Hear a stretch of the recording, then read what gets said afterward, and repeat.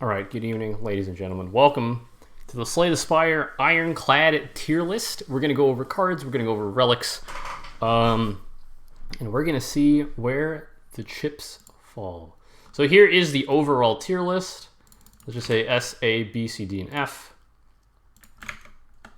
Oh, oops. Here we go. I'm also going to show you my Google Drive. Hello, Winty. Which is going to go over what I already have. So this is my old list. As you can see, it's a lot. I have a bunch of different categories.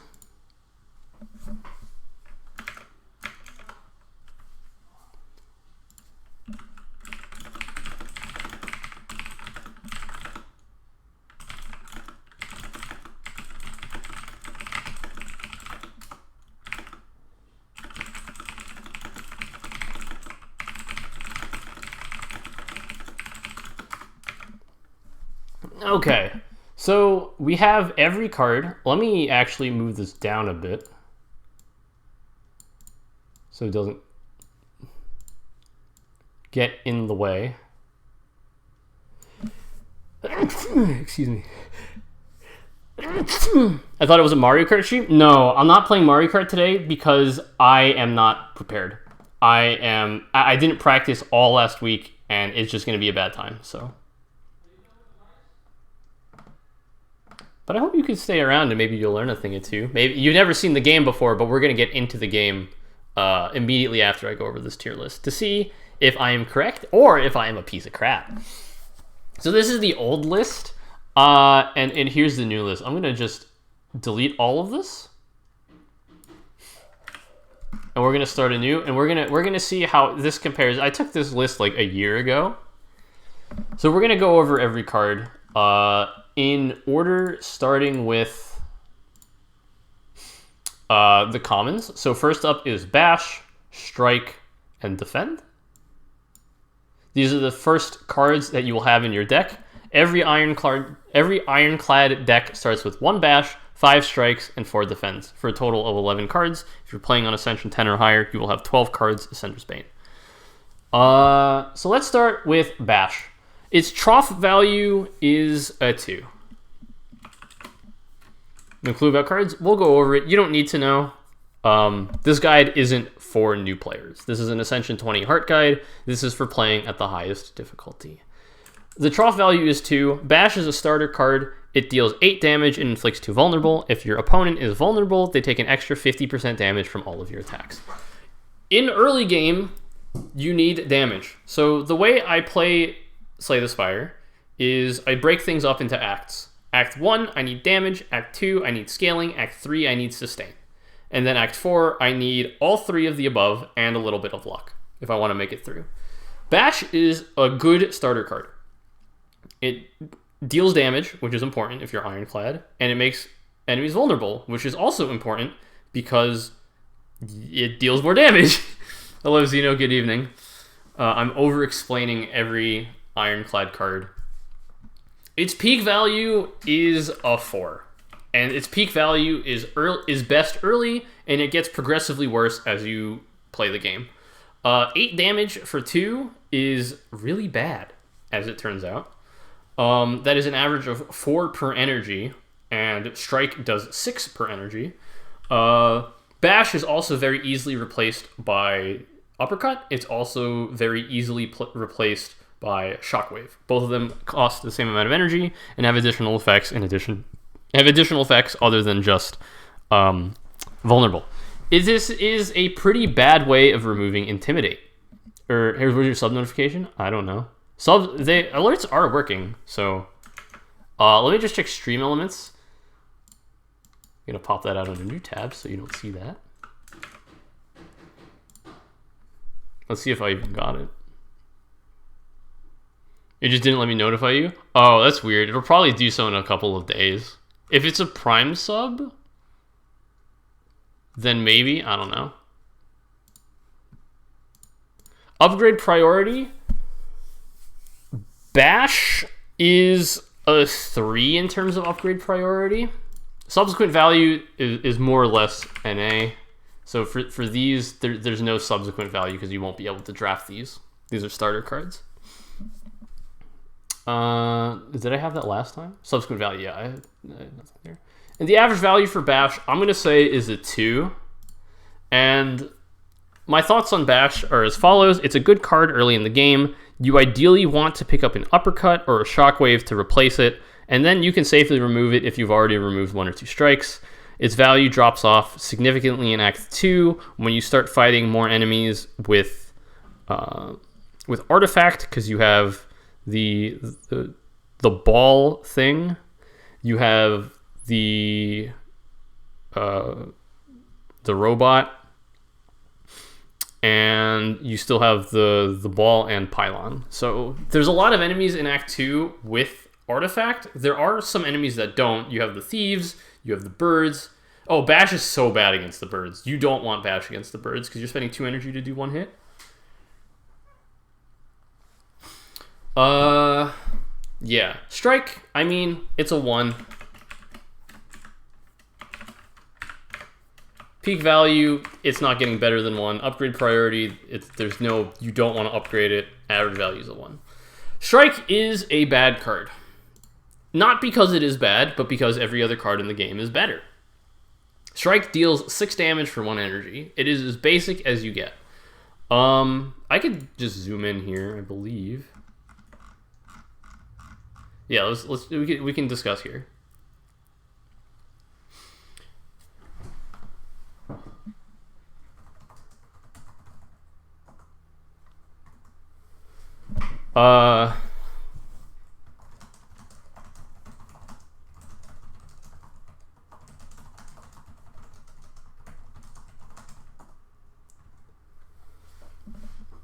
Oh, oops. I'm not doing the stream. I'm not doing that ad. I don't know why that's there. I gotta take that down. Sorry. Give me a sec. You don't need to see that advertisement. Chat commands. Timers. Let me get rid of that. Okay, sorry about that. But in any case, Strike synergizes with Perfected Strike, which is not a good card. And then it synergizes with Strike Dummy. So at best, it is 9 damage for 1. That's not great. This should be removed as soon as possible. It's not a very good card. You want to get it out.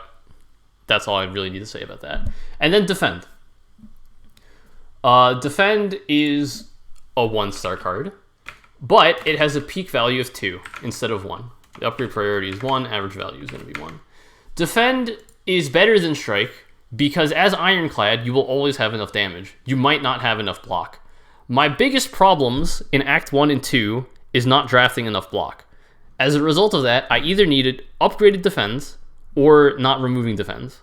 That being said, if I'm offered 2 removal for 99 gold on Niao, I will usually remove a Strike and Defend because I don't want 3 strikes to 4...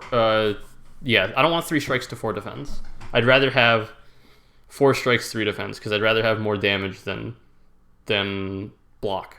Because block kind of sucks early, but you want good block cards. What are good block cards?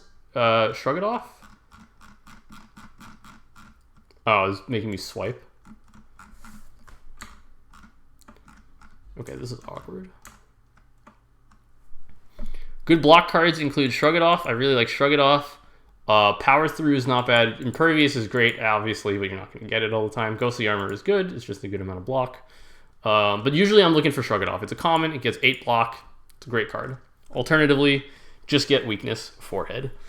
But yeah, Defend is really bad. It has decent staying power in Act 1, but once all of your strikes are removed, you want to get rid of it. That being said, Defend has some synergy with Corruption, as it makes all of your skills cost 0, and then it proceeds to exhaust the card, so you don't have to deal with it again. It has synergy with Barricade, obviously. You're lurking. Thank you so much for the lurk. Bomb Chubusi. Yeah, these cards are all crap. but they're starter cards. They're supposed to be removed, and you're supposed to move on to better cards. Let's start with Anger. Anger is a D tier card. I give Anger a trough value of 1. I give it a peak value of 3 and an average value of 2. Upgrade priority is a 3. It only upgrades by 2, subsequent value is a 1. You don't want more than 1 Anger in your deck. This is why. Anger is a 0 mana card, which is good, that deals 6 damage when you play it. 0 for 6 is better than 1 for 6 because it synergizes with Kunai, it synergizes with Shuriken, synergizes with Nunchucks, and it synergizes with Ornamental Fan, and I guess Ink Bottle as well. These are all positives. However, what it does is add in a mixed effect. It adds in another copy of this card into your discard pile, and it upgrades to 2. You know what I should do? I should actually just open Slay the Spire instead of doing it on this fucking weird-ass tier list. Just so you can see it, and you can see all the upgrades. So let me do that. So I can stop, so you can actually see the cards, because it might be a little difficult to read. Go into the compendium, card library, Anger. You upgrade 8 damage. Wow. It's not very good. I'd say peak 1, or sorry, peak 3. It peaks really early because in the early game you need damage. This is a free source of damage, and it does exactly as much damage as a strike. Okay, goodbye, Winty. Enjoy your lurk. It does as much damage as a strike, and you don't have to spend an energy on it. So you can still play this and your rest of your strikes. You can still play this and defends. The problem is, it begins to clog your deck, and I would actually go so far as to remove this halfway through Act 2 once you get through the birds. This card's very good against birds because it's a free source of damage, and you need 4 sources of damage to get rid of a bird. Or, sorry, to ground a bird, because they have flying. So yeah, Anger would get a 2. So let me just, I can go back and forth here. That's the overlay. Game capture. Oh, okay, it's different. So I would give Anger a D.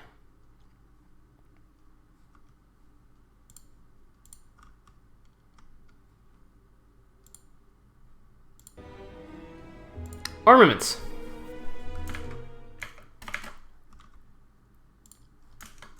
Armaments is a card that I go back and forth on all the time. Gain 5 block, upgrade a card in your hand for the rest of combat. Its upgrade is nothing short of amazing. Upgrade all cards in your hand for the rest of your combat.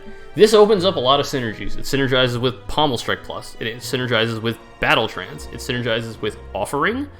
And it synergizes, obviously, with Corruption. A lot of Ironclad's cards cost energy, and when they're upgraded, they cost 1 less energy, such as Body Slam, such as Entrench, such as Barricade, such as Corruption, such as Exhume. And upgraded Ironclad cards are usually very good. So Armaments, in theory, is a good card because it just makes all of your other cards better. Unfortunately, the effect it provides in and of itself is 1 energy, gain 5 block, which does not improve on upgrade. This is not a great blocking card, and as such should not be treated as a great blocking card. That doesn't mean it's not a bad card. I think it's about a 3. If I had to rate Armaments, it would be about a 3 out of 5. I think its upgrade priority is a 5 out of 5. If you choose to draft this card, you better take it between floors 1 and 10, and you better upgrade it before the Act 1 boss. If you don't do that, this card is useless, and I wouldn't recommend it at all. If you have Apotheosis, don't draft this card. If you have a lot of upgrades, don't draft this card. I would not draft this card in Act 2. I don't think I've ever drafted this card in Act 2, and I don't think I ever will draft this card in Act 2, because by the time you draft it, it's too late. Because you have to draft it, and then you have to hit a campfire to upgrade it. So, unless you have Toxic Egg. But even then, if you have Toxic Egg, you have no need for this card, because you're getting upgraded cards anyway. Body Slam. Body Slam is an interesting card. I compare it to Catalyst in Silent, in that the card is good if you're at a crossroads. If you have a lot of block, you don't need Body Slam because you're dealing a lot of damage anyways and you don't need to block more. And if you're not playing a block deck, you don't need Body Slam because you have no block. As a result, this card's value is at its peak when you have a decent amount of block. Let's say you have an Impervious in the deck, but only one, and you don't have Entrench Headbutt. If you have Entrench Headbutt, this card isn't nearly as good. I think this is a bit of a win more card. I think, realistically, Body Slam is a card that you should never base your deck around. You should take it in Act 3 to round out your deck. You want Barricade and Entrench and upgraded Shuggernaut, upgraded Ghostly Armors, upgraded Flame Barrier, and Impervious before you take this card. On the whole, I say Body Slam. When you take Body Slam, if you take it at the right time, it's a 4. If you just take it for the sake of taking it, it's a 2. And if you take this in Act 1, it's a 1. Because you need to play defense first in order to make use of this card, and it's hard to upgrade in Act 1. Because you want to be taking question marks, you want to be taking elites. And your upgrade priorities are going to be going to Uppercut, you're going to be going to Bash, or you're going to go to Inflame, and to Whirlwind, or Armaments. So you don't really have time to upgrade Body Slam in Act 1. By the time Act 3 comes around, you have the energy to play this, or have already gotten it upgraded. So I would say Body Slam is, on the whole, a 3. If you're not playing this in a block deck, it's a 1. If you are playing this in a block deck, it's a 4. Clash, 0. This card is garbage. As a matter of fact, I think this is the worst card in Ironclad. Like, for sure. So I'll put this at a 3. I'll put Body Slam at a C. Clash is going in F. This card is detritus in every sense of the word. Even at Ascension 0, this card is trash. Because you need to play all your defense out, and then you play this card. And you might not want to play defense. You might want to just play your strikes and kill. Hey, what's up, Witchy? How's it going? But the problem on higher Ascensions is that you have Ascender's Bane. And a lot of enemies love just shoving statuses in your deck. So even though this card does 18 for 0 upgraded, 14 for 0 base, which is crazy, this is a very good baseline, the fact that there's this text here is painful. So it has a lot of Disergy with Fiendfire. Its only synergies are with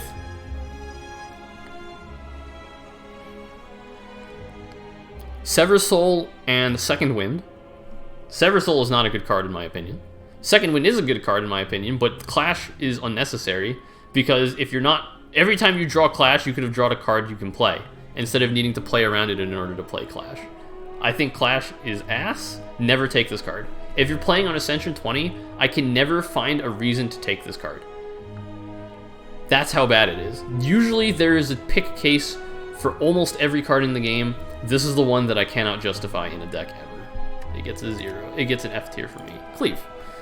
So let's go to my board here.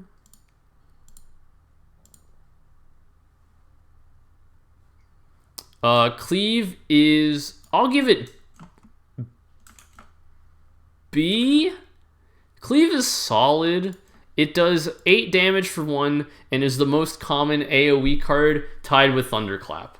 The reason why Thunderclap is bad is because it only deals 4 damage. This does twice as much damage, it does more damage than a strike, and it deals damage to every enemy.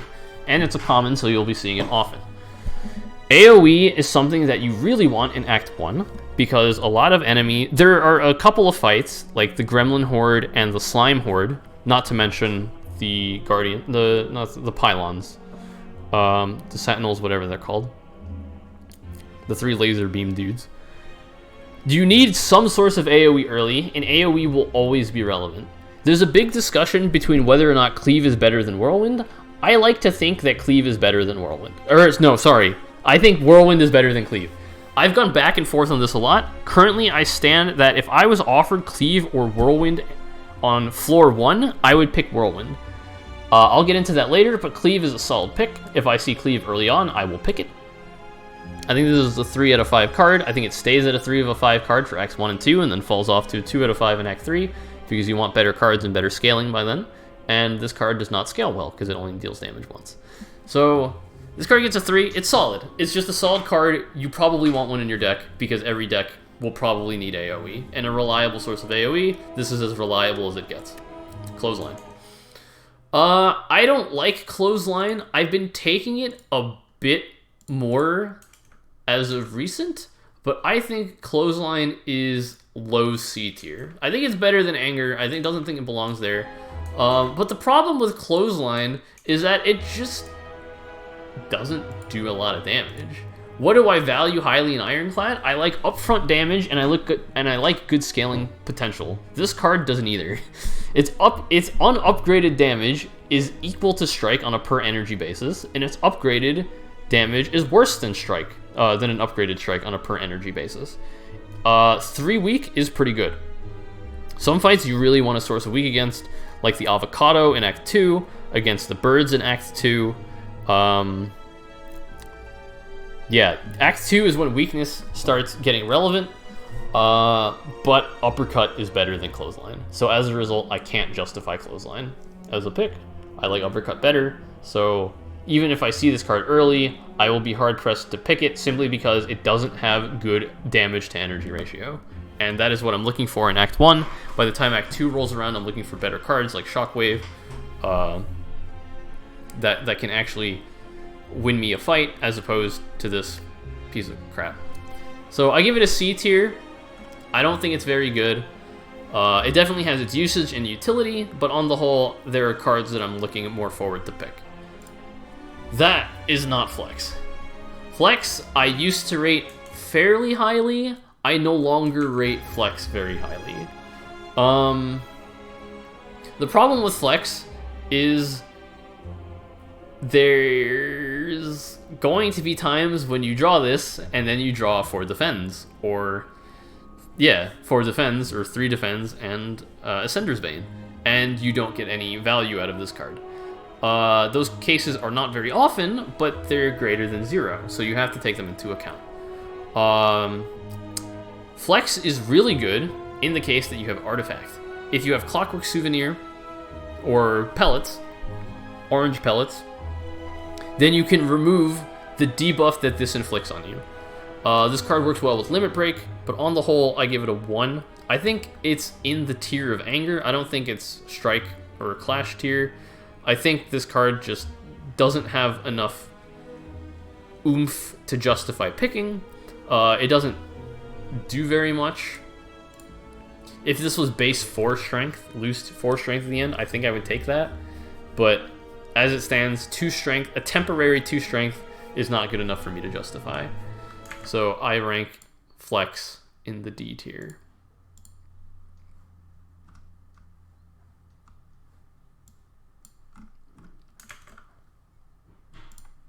Can I sort this alphabetically? There we go, that's better. Oh, that means I'm gonna have to come back to that. It's too late. I'm not doing this alphabetically. Fuck it. Rarity. Okay. Headbutt. Headbutt's really good. I give it a 4. I give it 4 stars, B tier. It does more damage than a Strike, which is what I'm looking for. It puts a card on the top of my deck, which I can choose, which is also usually good. It's not always good, it's usually good, because you can finagle this to put cards you want to play multiple times throughout a match, or throughout a fight, on the top of your deck. Cards like Battle Trance, cards like Limit Break, cards like Entrench. You want to draw as often as possible, and you want to scale as often as possible. This card is an enabler, and it's not bad to pick early either, because you can get cards like Uppercut on the top of your deck, or Bash even, in the case of a prolonged fight, like against Gremlin Knob, like against Lagavulin, like against you can get if you have a Cleave in the deck or a Whirlwind in the deck, you can use it against the Pylons. This card is really good, and it gives you the ability to play your good cards more often. And that's a really underrated aspect of this game. Headbutt, fantastic card, 4 stars, easy.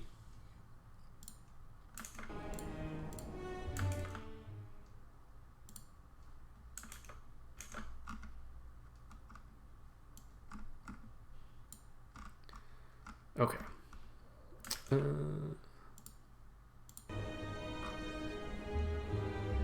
Heavy Blade. Oh man, is it garbage. Oh man, is this card crap. I was talking bad about Clothesline because it did 12 for 2, but at least it had 2 weakness attached to it. Heavy Blade does 14 for 2, which is not very good. It's 7 per energy, which is not good. But Strength affects this card 3 times. Notice that negative Strength affects this card 3 times as well. So if you have negative 3 Strength, this card does 5 damage. That's really fucking bad. I don't think there's very many situations where you'll be at -5 Strength, or -3 Strength, but it's just something to note. You cannot take this card if you don't already have a source of strength. If you don't have a spot weakness, even if you did have a spot weakness, I wouldn't take this card. I would take it if you have an Inflame and Snekko and a lot of other crap. But I don't take Heavy Blade, like, ever. It's just, it doesn't do enough damage. This is a damage card which does not do enough damage. Let's compare this card to Carnage. Heavy Blade does 14 damage for 2. Carnage does 20 damage for 2. However, this benefits from strength 3 times. So if I had 3 strength, this does 23 damage. This card does 23 damage. If we had 3 strength and this was upgraded, this does 29 damage. If we had an upgraded Carnage, this would deal 33 damage. So you need like 5 or 6 strength for this to break even with Carnage. And if you don't want to play Carnage, you can just let it phase out of your deck because it's ethereal. Heavy Blade does not phase out of your deck, so you're stuck with it. But that doesn't mean it's always bad. There are scenarios where Heavy Blade is good. If you have Snekko Eye. If you have Snekko Eye and a lot of block, and a lot of strength, yeah, this card is good. And it also works really well with Necronomicon. But now I'm shoving together this really niche, ideal scenario where this card is good. And if you need to piece together a niche, ideal scenario where this card is good, it's not good. So, it goes in the D tier for me. That's what a lot of people don't realize. If you need to fabricate a scenario where the card is good, the card is not good. Did I forget Havoc? I forgot Havoc. Is this going in terms of attacks order? Oh, shit. Why is it going into... Wait.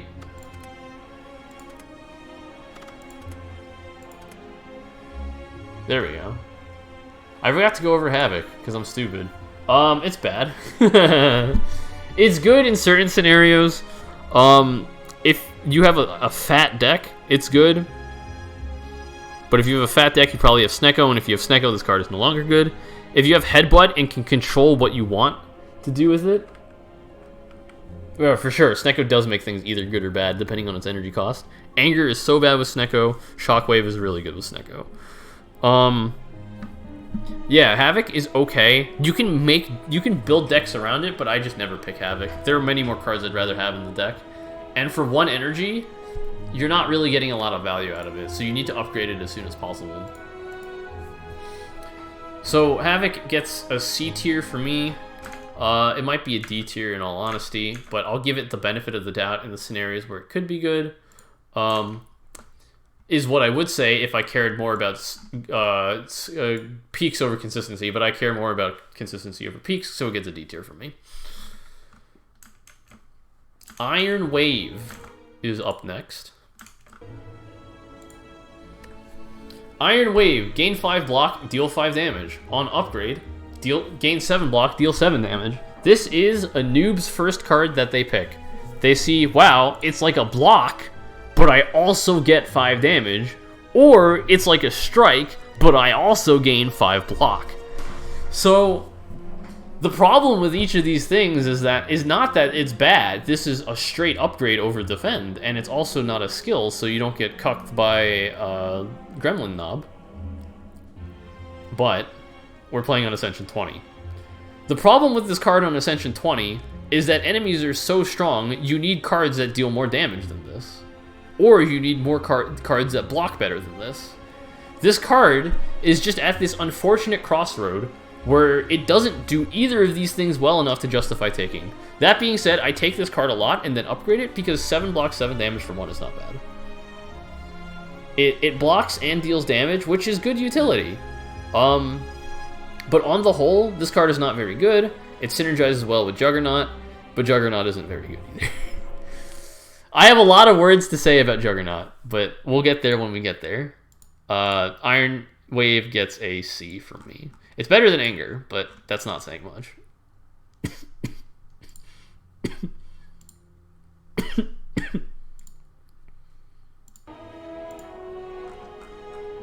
Perfected Strike. Deal 6 damage, deal 2 additional damage for all your cards containing Strike, including itself. So if you take this card floor 1, you have 5 strikes and Perfected Strike, so that's 6 strikes. That's dealing 18 damage. 18 damage for 2. It's better than Heavy Blade. But the problem is, with this card, strikes are bad and you want to be removing strikes. If you're removing strikes, the value of Perfected Strike goes down. So this card is okay to draft as your first card if you don't have any other damage options and you're if you're offered like Clash, Havoc, and Perfected Strike. Yeah, Perfected Strike is the pick. But that doesn't make it a good pick. On upgrade, it deals an extra 3 damage for all your cards containing Strike. You want to be removing strikes. The Bite event in Act 2 is great, and you get offered a lot of remove options in Act 1. You're given the Wall, which is a remove or transform. You're given the Awakened One Feather, which is a remove for damage. You have, at any chance, the random remove. You have the Cleric, which is a remove. You have Shops, of course. 75 gold remove. I think that's it. And then you have the random... I think I already said the random totem remove, or the random shrine remove, of course. But this card's really bad. I've won with it before. If you take a lot of Perfected Strikes, it's decent in Snekko, but there are a lot of better options in Snekko that can get you the win more easily. Perfected Strike is going into the D tier for me.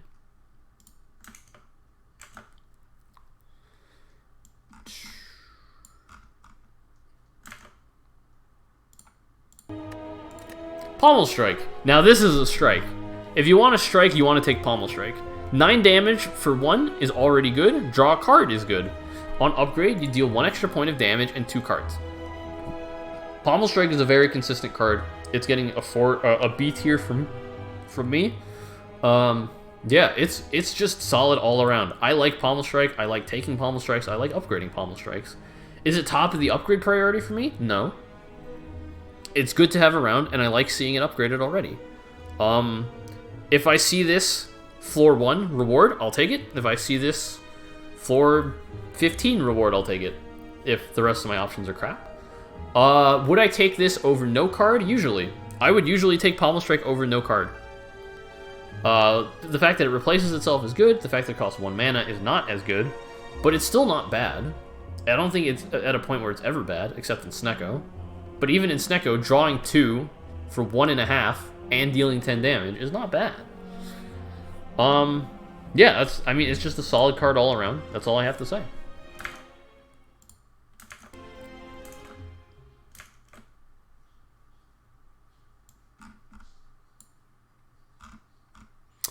Next up, speaking of solid cards, it's Shrug It Off.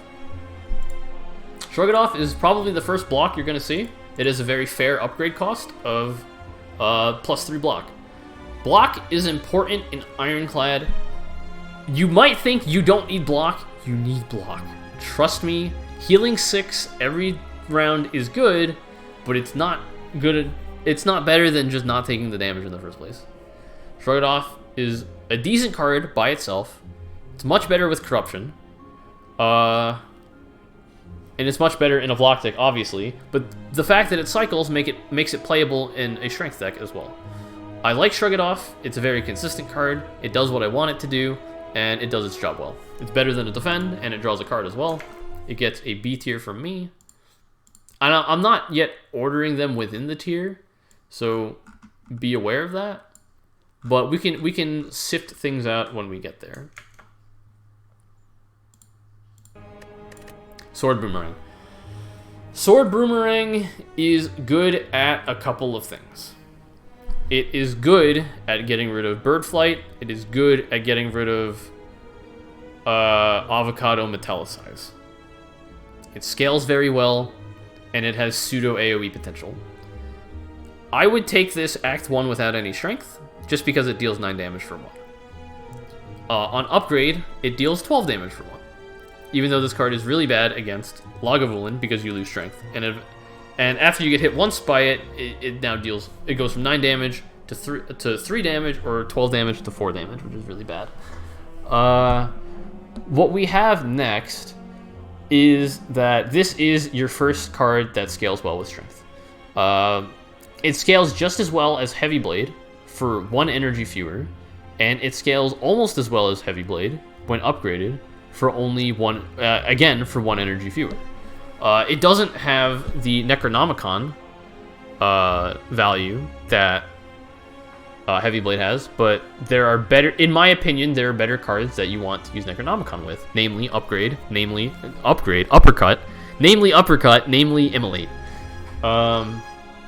So yeah, this card gets a B rating for me as well. It scales really well when you have strength, and even if you don't, it plays decently enough to the point where I'm not disappointed when I see it. So I will give Sword Boomerang a B. No cards in the A or S tier yet. Those are cards that are like auto pick or like almost auto pick for me. Cards that like can win you the game. And I don't think any of these cards so far will win you the game on a consistent basis.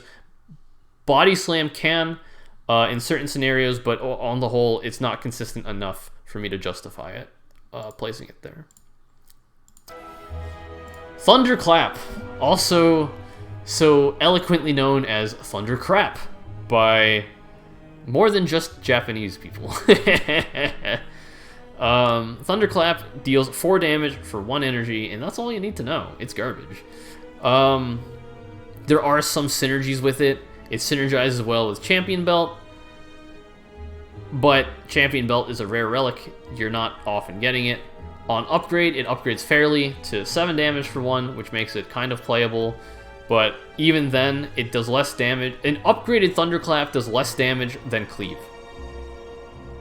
And how good is 1 vulnerable? 1 vulnerable is nothing, because they won't be vulnerable next turn. You usually want vulnerable to set it up for the next turn, which is why Uppercut Plus is so good, which is why Bash is so good early. Which is why Bash is so good early, and which is why Uppercut is so good throughout the game. 1 vulnerable is just not enough for me to like this. It can peel off an artifact, sure, but Intimidate can do that for no energy, and the damage here is absolutely negligible. As a result, Thunderclap is getting a D tier from me. I don't like it nearly enough, and I don't respect the card in order for me to pick it. Speaking of cards I don't respect, True Grit. I don't like True Grit. I should like True Grit, but I don't like True Grit. True Grit blocks for 7, which is not bad. It's only 1 off, shrug it off. It's 40% better than a defend, but it exhausts 1 card at random. I don't like exhausting 1 card at random, because it might exhaust a card I don't want to be exhausted. On upgrade, it exhausts 1 card of my choice, which is fine, but its upgrade only gives me 2 block when I'm expecting 3. So as a result of that, I don't want to take this card and then spend an upgrade on it if I'm only getting effective 2 block and some random upside that I don't really, that I don't, but I do care about. As a result of this, True Grit is good in Exhaust synergy, but I think Second Wind is just a better True Grit anyway. So this is good at getting rid of statuses, it's good at getting rid of curses on upgrade, but you still have to spend a campsite to upgrade this card in order for it to be good. And as I have already said, I don't like the fact that upgrading this only provides me with 2 block. So I don't rate it very highly. It gets a C tier from me, and you're very free to disagree with me on this. If you like True Grit, you can rate it higher. I don't like True Grit, and this is where my list would deviate from many other tier lists, in my opinion. I see a lot of people rate True Grit probably like around the B tier. but I just don't like it. So what's next? Twin Strike. It's boring. It's not very good. The damage is okay. The upgrade is okay. It's on par with Iron Wave.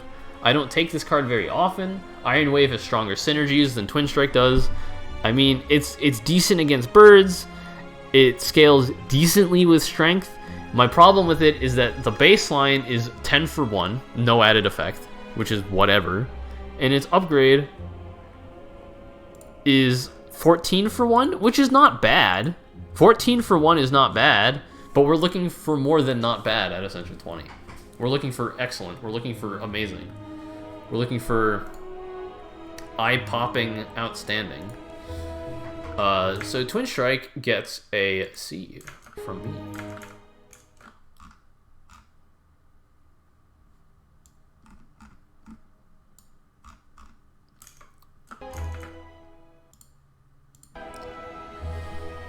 What's up next? Warcry. Warcry is an interesting card. Draw a card, put a card from your hand to the top of your draw pile. This card has a lot of uses. You can put cards that are too expensive that you want to play next turn on the top of your deck. Like, let's say, Corruption. It's a good setup card. You can put a Corruption on the top of your deck. You can put... I don't know. Corruption on top of your deck. You can put a block card on top of your deck. You can put an attack card on the top of your deck. It's good in the scenario where you want to play a lot of cards, but you don't have the energy to do so. On the whole, its value is kind of meh. On upgrade, it's really good because it does more than just replace itself, and it costs 0, so that's nice. There is a little exhaust synergy here, but one of the funniest things that you can do with Warcry is if you have Evolve and Fire Breathing, you can place a status card. You can draw. And if you drew a status card, you can put that status card back on top of your deck. Fire Breathing will proc twice, and Evolve will proc twice. So you can just do some cheeky maneuvers with that. But on the whole, Warcry is kind of meh. I think I like it more than I actually should. It should be a C tier, but I take it disproportionately more often than I should. And the last of our common cards, we have Wild Strike. Aptly known by me as YOLO Strike, Wild Strike is kind of bad. 12 damage for 1 is an excellent baseline. 17 for 1 is even better. It upgrades very nicely and has great upgrade per cost. The problem is it shuffles a wound into your deck, and unless you've already played Evolve, this wound will hinder you. This card is decent early when there's not a lot of cards in your deck and you can play it safely. But here's the problem. There is a desire to upgrade this card to make it not shit. At 12 for 1, shuffle a wound into your deck, it's bad. At 17 for 1, shuffle a wound into your deck. Your draw pile, not your discard pile. Shuffle a wound into your draw pile, it's whatever. Like, it's not great, but the upfront damage is there. I think Hemokinesis is a better card than this. And if I was given the choice between Hemokinesis and Wild Strike, I'm taking Hemokinesis. Wild Strike, unfortunately, does not have enough damage for me to give this a rating of C. So I'm going to give it a D, because its downside is just too much for me to justify. And I am going to take a break. I'm going to get some water. Speaking this much is making me thirsty, so I'll be right back.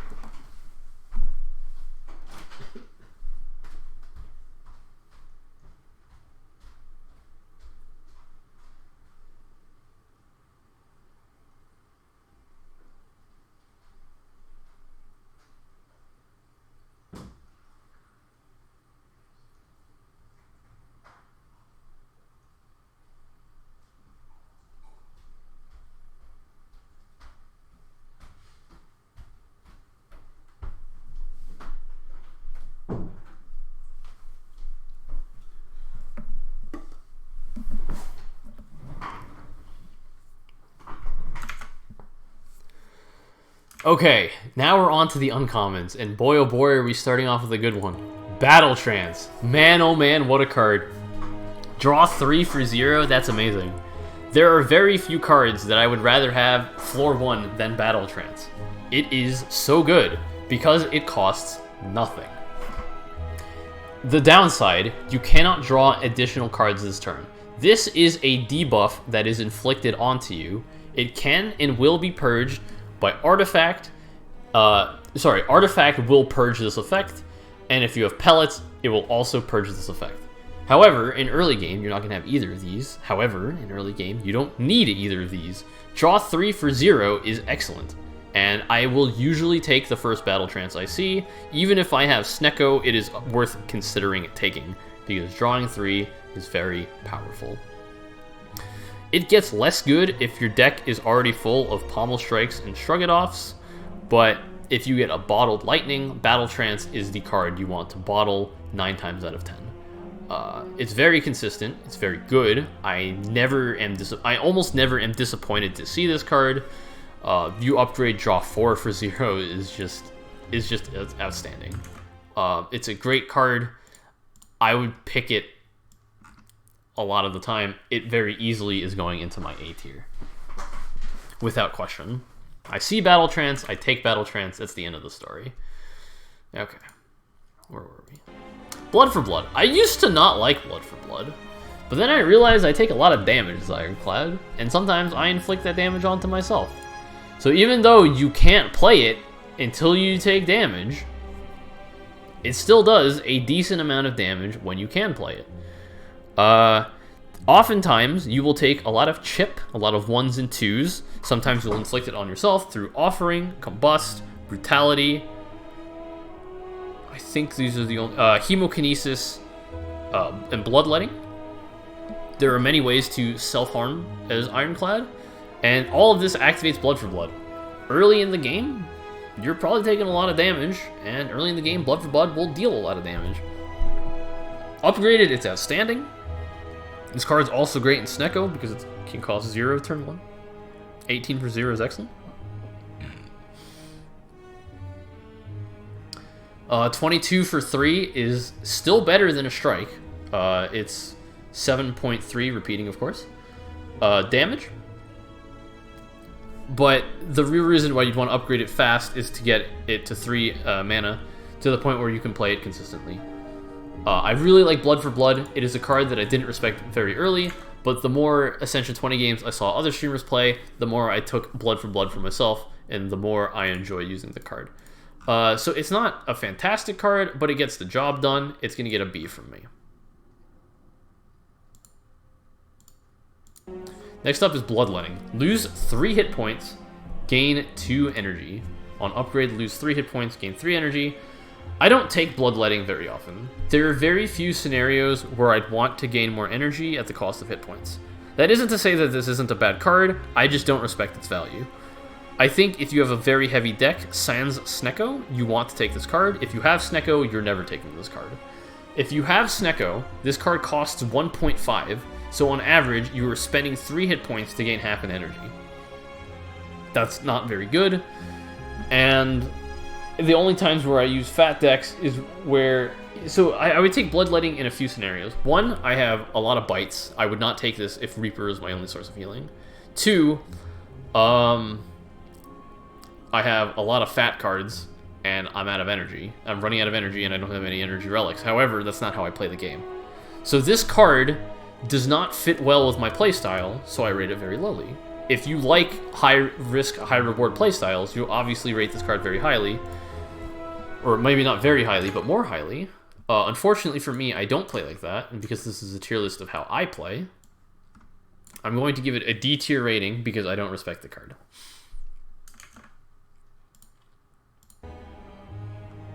Burning Pact. Exhaust the card, draw 1 card. On upgrade, exhaust the card, draw 3 cards. Sorry.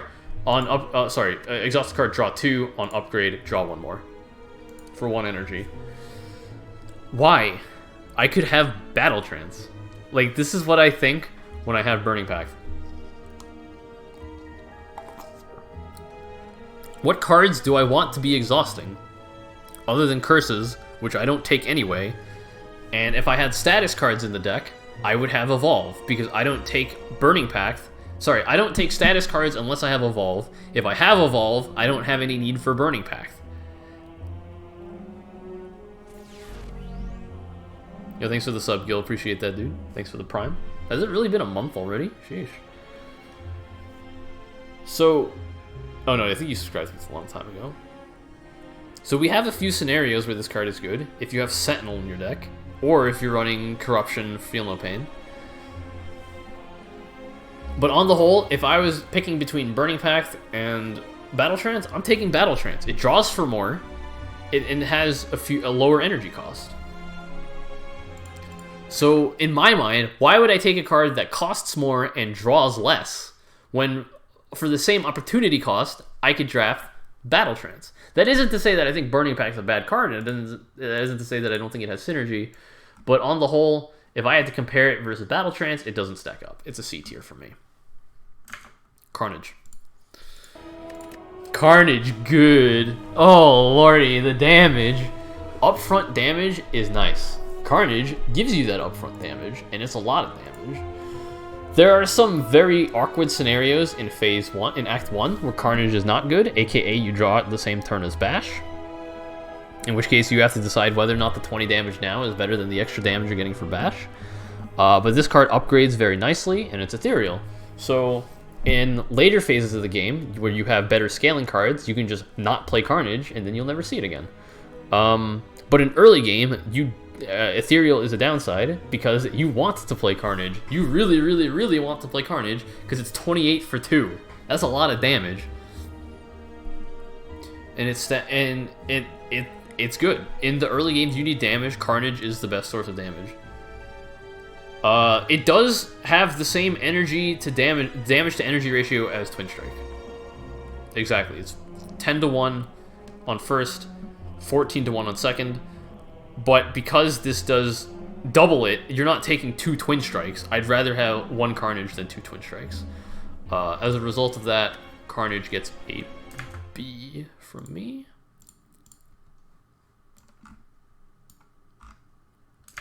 Next up is Combust. AKA, I'm a Combust on your face.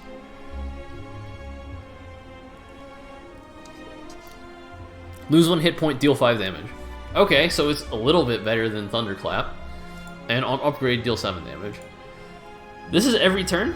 I used to not like this card because I used to not like taking damage. Now I don't care about my hit points at all. I just take Combust. Combust is good. It is a good card. Do not be concerned by the hit points you are losing. It will more than likely save you hit points in the end. Which is a good way of looking at Ironclad cards. A lot of Ironclad cards have high upside or high base value for the cost of hit points. You need to decide whether or not that hit point loss is worth it for the extra damage. Cards like Offering, cards like Combust, cards like Hemo. These are the cards that you need to stop and think, am I okay with losing this amount of hit points? If you have relics, or if you have cards and if you have relics that can restore hit points, if you have Magic Flower, if you have Regal Pillow to some degree, if you have Toy Ornithopter, if you have Tungsten Rod, this is a fucking auto pick. Let's be real here. If you have Reaper, if you have Bites, if you have ways to recover that hit points outside of Burning Blood, then this card is good. Or if you take this card early, this card is also good, because you want to deal a lot of AoE early. This card is excellent against the Pylons. It ends the fight. An upgraded Combust ends this fight in 6 turns at most. Otherwise, you could be up Schitt's Creek without a paddle, and you really don't want to be there as Ironclad against the Pylons. A lot of people don't like this card, myself included at the very beginning, because of this lose 1 hit point at the end of your turn, but in reality, the juice is more than definitely worth the squeeze.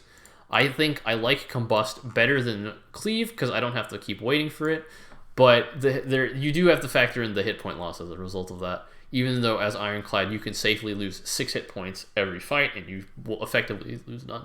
So that is something to consider. I think Combust is in the B tier. This is some pretty good symmetry, I gotta say. This is some pretty good symmetry. But let's move on. Dank Embrace. I don't like it. It's too expensive. It's too expensive. It's a win more card. It's Cycle in a Corruption deck. If you have Corruption, you're probably winning anyway. I mean, it's not bad. I'm gonna give it a C tier. But for 2 energy, it's too expensive. For 1 energy, it's playable. This card is just a card you can't take early. Right? You're gonna take Dark Embrace Act 1? Are you high? You're gonna pay 2 energy to do fucking nothing? To work when you draw Ascender's Bane? No. When you exhaust Ascender's Bane. This card is a card you don't draft until Act 3. But in Act 3, it's probably pretty good. Unfortunately, I value Act 1 and 2 higher than Act 3. Getting through Act 1 is harder than getting through Act 2 and Act 3 at Ascension 20 Heart, in my opinion. So as a result, I'm giving Dark Embrace a C tier. Feel free to disagree with me. If you think it is better than that, that's perfectly fine. I personally just don't like it. Disarm.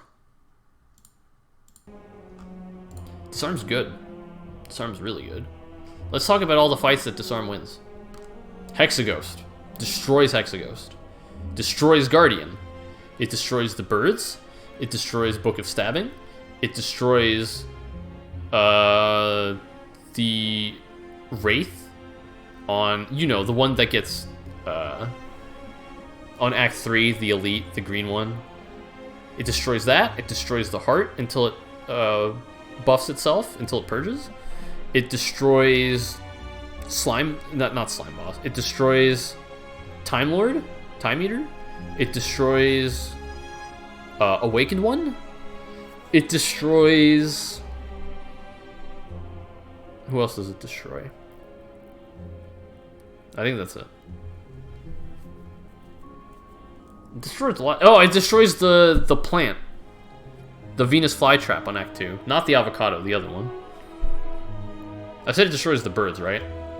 This thing crushes the birds. And it has value in just about every fight, because every enemy is going to attack you. 2 strength is not that great. 3 strength is pretty good. Upgraded Disarm is really good. If I'm fighting Hexaghost or Guardian on Act 1, not taking this card is a throw. If you ever see me not take Disarm, if I'm fighting one of these 2 bosses on Act 1, I threw. It's a really good card. I don't think it's the best card in Ironclad, but I think it's up there. I'm going to throw it in A. I think it deserves it. Dropkick. But Matt, what about the double Dropkick infinite cheese? That never fucking happens. It's 5 damage for 1 with some really weird upside that you're not going to get often. 8 damage for 1 is nice, but this thing is worse than Strike. You don't want to be drafting cards that are worse than Strike. That's all I have to say about Dropkick. Don't think about the best case scenario. Think about the average case scenario. Dropkick is D tier. Dual wield. People like dual wield, man. I don't like dual wield. The scenarios where I'll take dual wield is if I have Feed and if I have Reaper.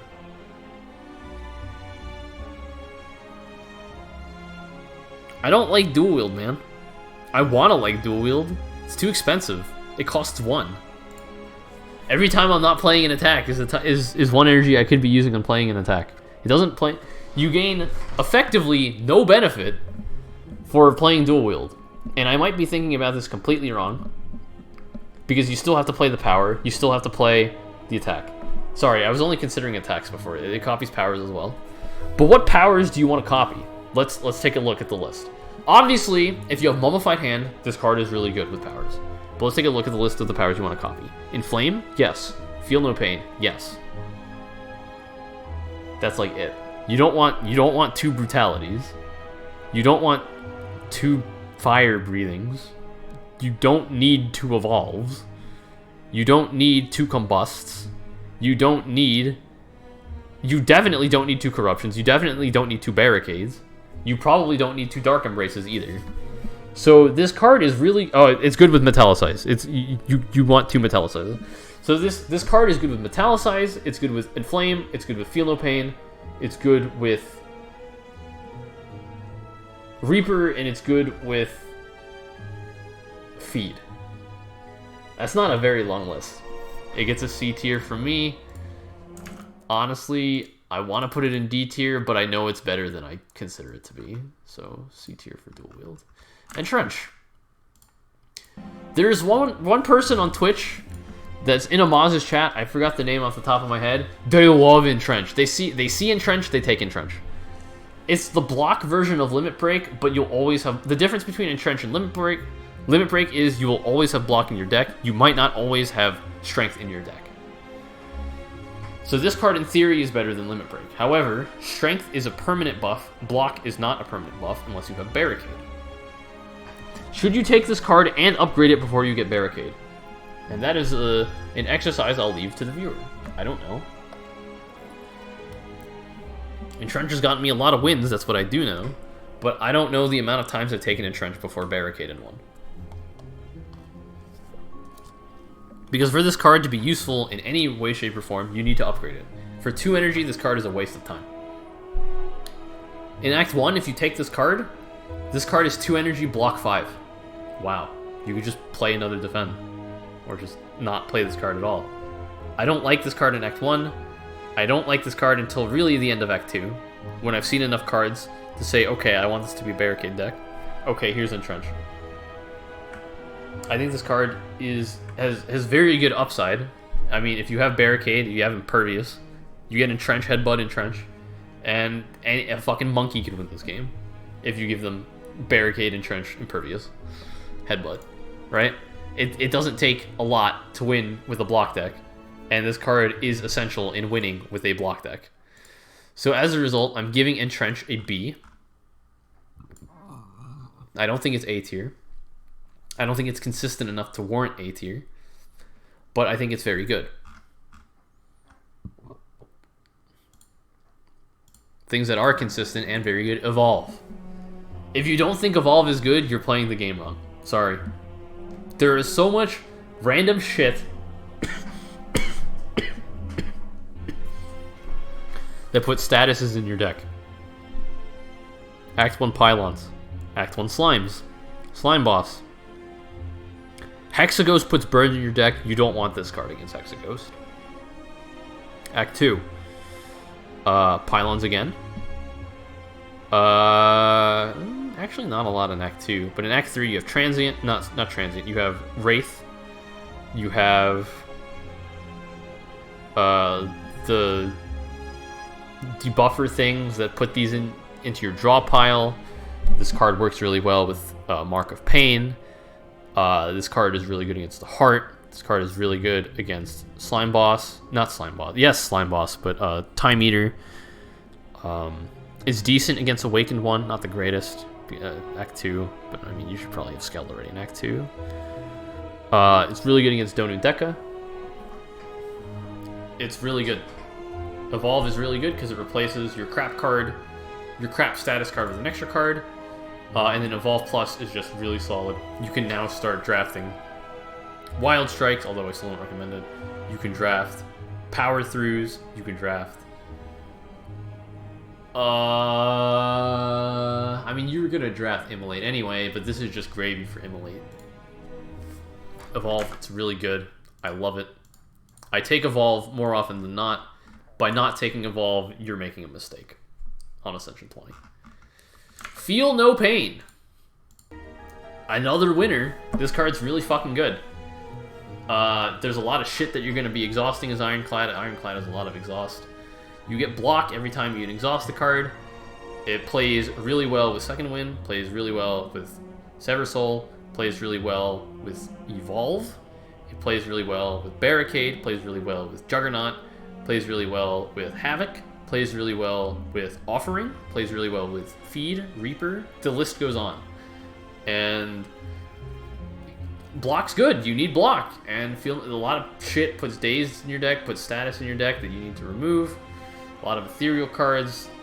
Feel No Pain is just a really solid card. I like it. It upgrades decently. It's a power, it's a good power. It's not a card you want to draft in Act 1. Act 2, you definitely do. Actually, in Act 1, you can draft Feel No Pain.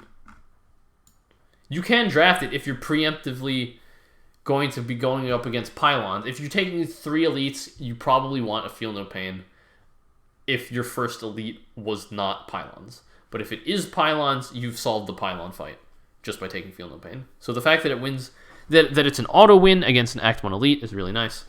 It stacks really well with Fiendfire as well. Yeah, Feel No Pain is an A tier. Let's be real here. Fire Breathing is garbage, dude. I mean, it's fun. It's just not good. It's good against Slime Boss. It's good against... Yeah, that's where it basically begins and ends. You need Evolve to justify Fire Breathing, in my opinion. If you're drawing a lot of status... Oh, it's good against Hexaghost, too. If you want to take this card, I would almost require Evolve to already be in the deck. But if Evolve is already in the deck, I probably don't need Fire Breathing because my deck's already doing pretty well. Because that means damage is solved, and now we've solved draw. Fire Breathing is a win more card. It's not great. I don't like it. I don't draft it very often, except for meme decks. It's going to get a D from me. It has its use cases, but its use cases are few and far between. So few and far between that I can't immediately name them off the top of my head. This is how I rate these cards. If I can't immediately say that this card is good, it's probably not good. Or at the very least, it's not good for me.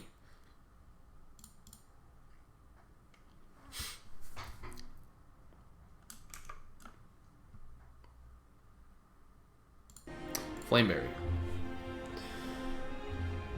I want to like this card. The problem is it doesn't provide enough block for the cost for me to justify it. 12 block for 2 is 6 block for 1. It's not much better than a defend. Its upgrade is just as good as 2 defends with this upside. Well, it's really good against birds. So there's that. But if you need block, if you want a card that for block, you want a card that does more block than this. Ghostly Armor blocks almost as much for 1 energy fewer. Blocks 2 energy. It blocks 10 for 1. This is 12 for 2. I'd rather have 10 for 1 than 12 for 2 almost every day of the week. This card is obviously very good in Corruption, but what skill isn't good in Corruption other than maybe Bloodletting? I mean, Flameberry gets a C. It's good. It's really good against birds, not really good against everything else. If you really hate birds, yeah, take it all the time in Act 1. But realistically speaking, it's not the best card in the game. Speaking of Ghostly Armor. Ghostly Armor. 10 block for 1. It's good. I mean, there's nothing much to say about it. It's ethereal, which is whatever. Upgraded, it's 13 block for 1. That's a decent heighten. This is not at the top of my priority for upgrades, but it's not bad. I mean, it's going to get a B tier from me. I like Ghostly Armor. I take Ghostly Armor a decent amount of time. I regret not taking Ghostly Armor when my deck needs more block, which it always does. Hemokinesis. It's really good.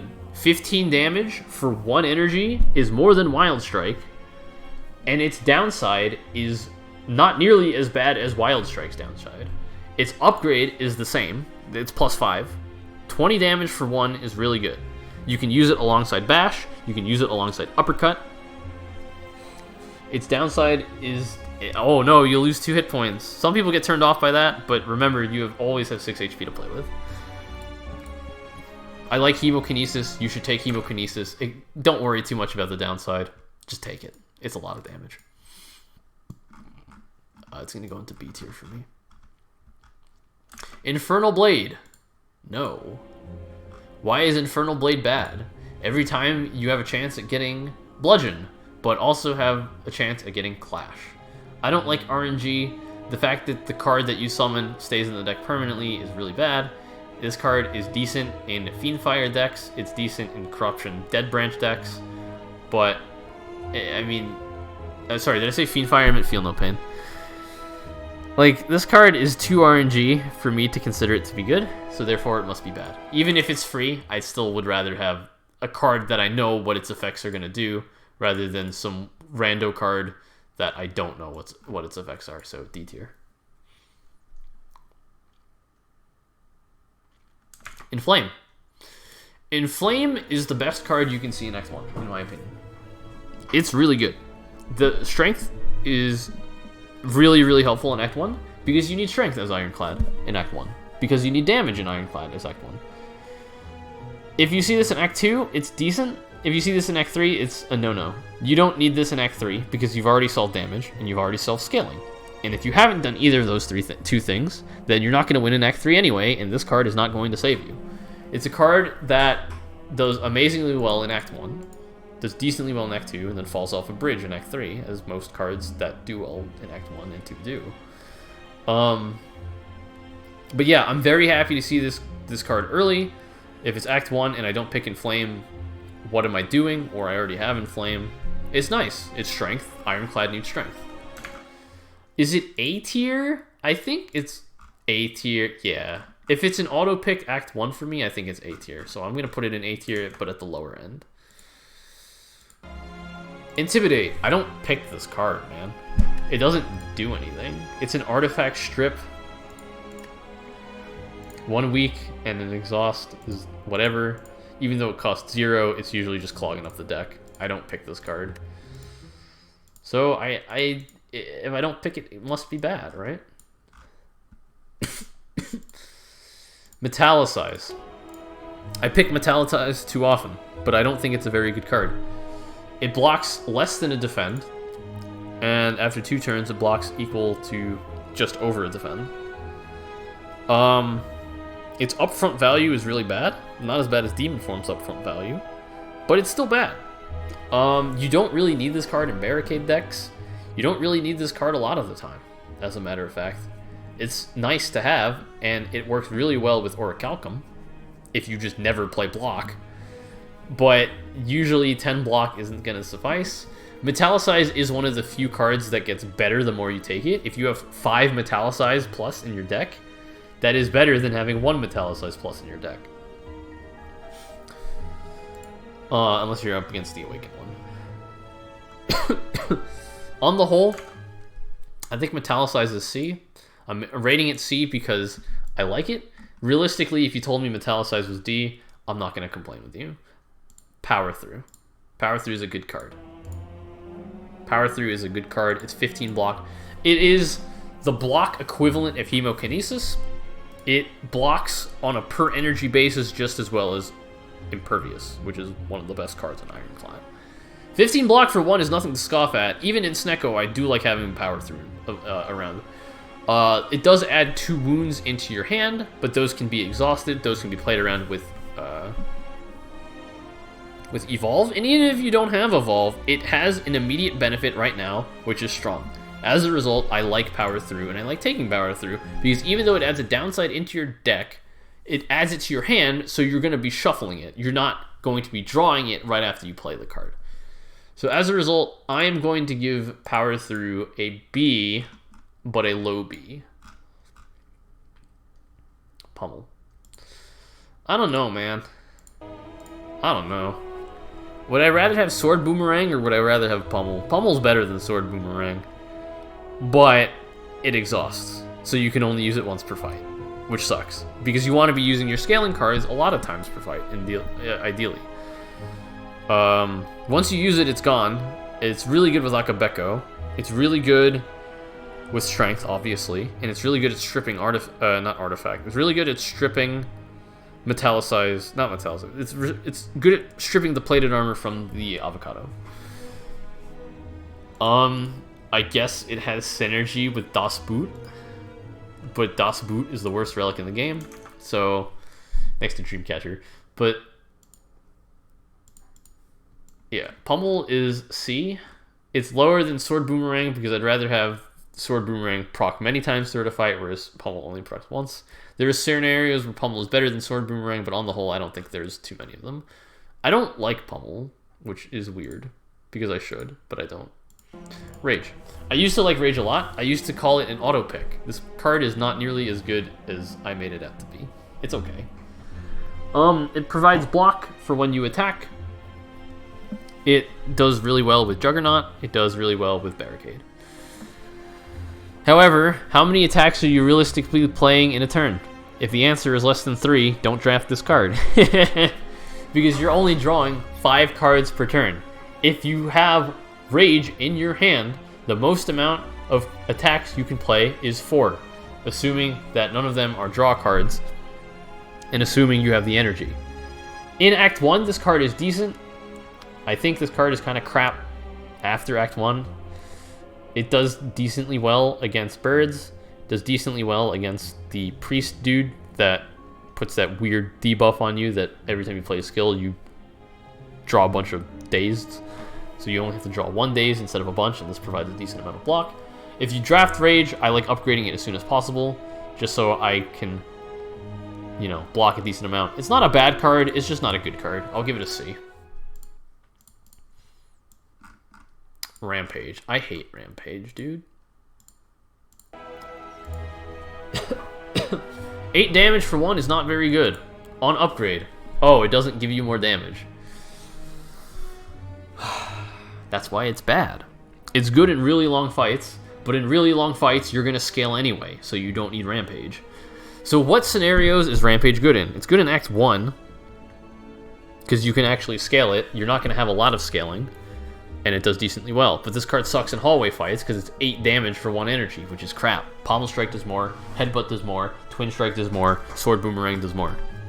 It was better than a Strike. Well, yeah, but so is every other attack in the game, not named Clash. 8 damage for 1 is not very good. Upgrading it doesn't increase its damage. It's going to get a D from me because its immediate value isn't there. There are better cards you want to be headbutting than a Rampage.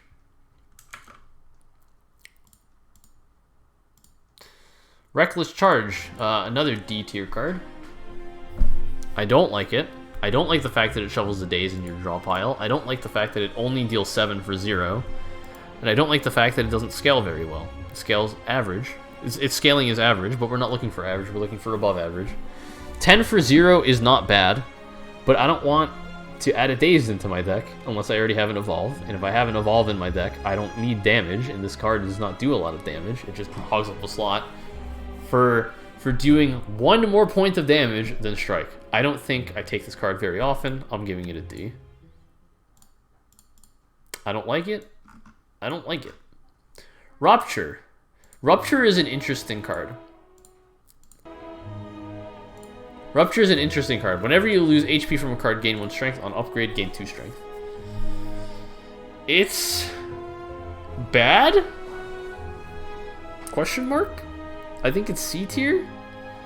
I think there are a lot of fun scenarios where I want to use Rupture. If I have Combust, if I have Brutality, if I have Hemo, if I have a self-harm deck, yeah, Rupture is fun. And I've done it before if you have a lot of bites. Hold on, I got a foot cramp. I gotta walk this out. This is the first foot cramp I've gotten in months. I haven't gotten a foot cramp in a while. And I just drank water too. Maybe because I'm drinking too much water, not having enough potassium in the body. But I had a banana on Saturday. Oh, well, whatever. Okay, Rupture, C tier. No, it's D. Yo, Mula, thank you so much for the follow, dude. Welcome in. It's a D. How often are you really taking this card when it shows up? Not often. Not often at all. Let's be real here. It's a D. Searing Blow, F. I hate this fucking card, man. I will never, ever take Searing Blow intentionally. Can be upgraded any number of times. It starts off dealing strike level damage. Searing Blow plus 1 does 16. Searing Blow plus 2 does 22. I don't want to keep upgrading this card, man. It doesn't scale with strength. Rupture is amazing for scaling. What are you smoking? I don't play self-harm decks, so I don't take the card very often. How many cards is Rupture good with? I don't take Bloodletting, so not there. It's good with Offering. It's good with Hemo. What are the other self-harm cards? I don't take these cards, man. Offering Hemo the 2 power card. A Combust. Okay, it's good with Combust. It's good with Brutality. Brutality. I take Combust often. I don't take Brutality very often.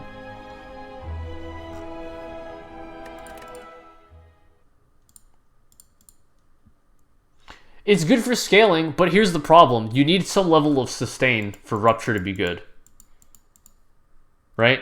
You can't just play self-harm cards, and unless you have Bites or Reaper, I would not take Rupture. I would not take Rupture until after I had Bites or Reaper, because otherwise it's just hogging up a card slot and not really getting much effect.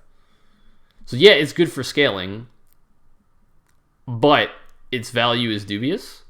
If you wanted to give it a C, I'm not going to argue with you. If you wanted to give it a B, I would argue with you.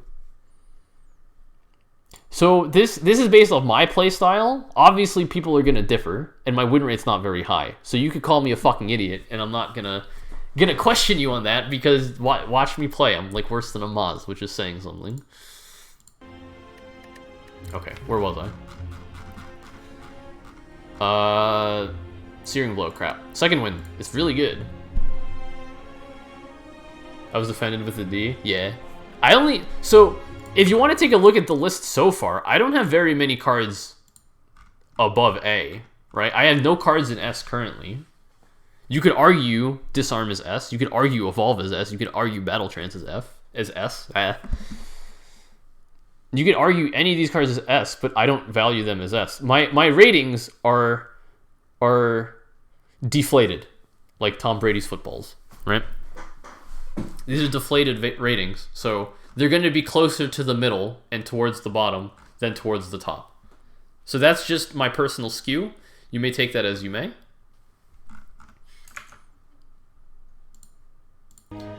Second Wind. I like Second Wind. It's a really good way of just getting rid of the crap in your deck. You get block right now for 1 mana.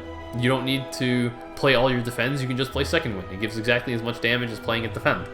And it removes all the crappy defense from your deck. And it scales really well with Feel No Pain.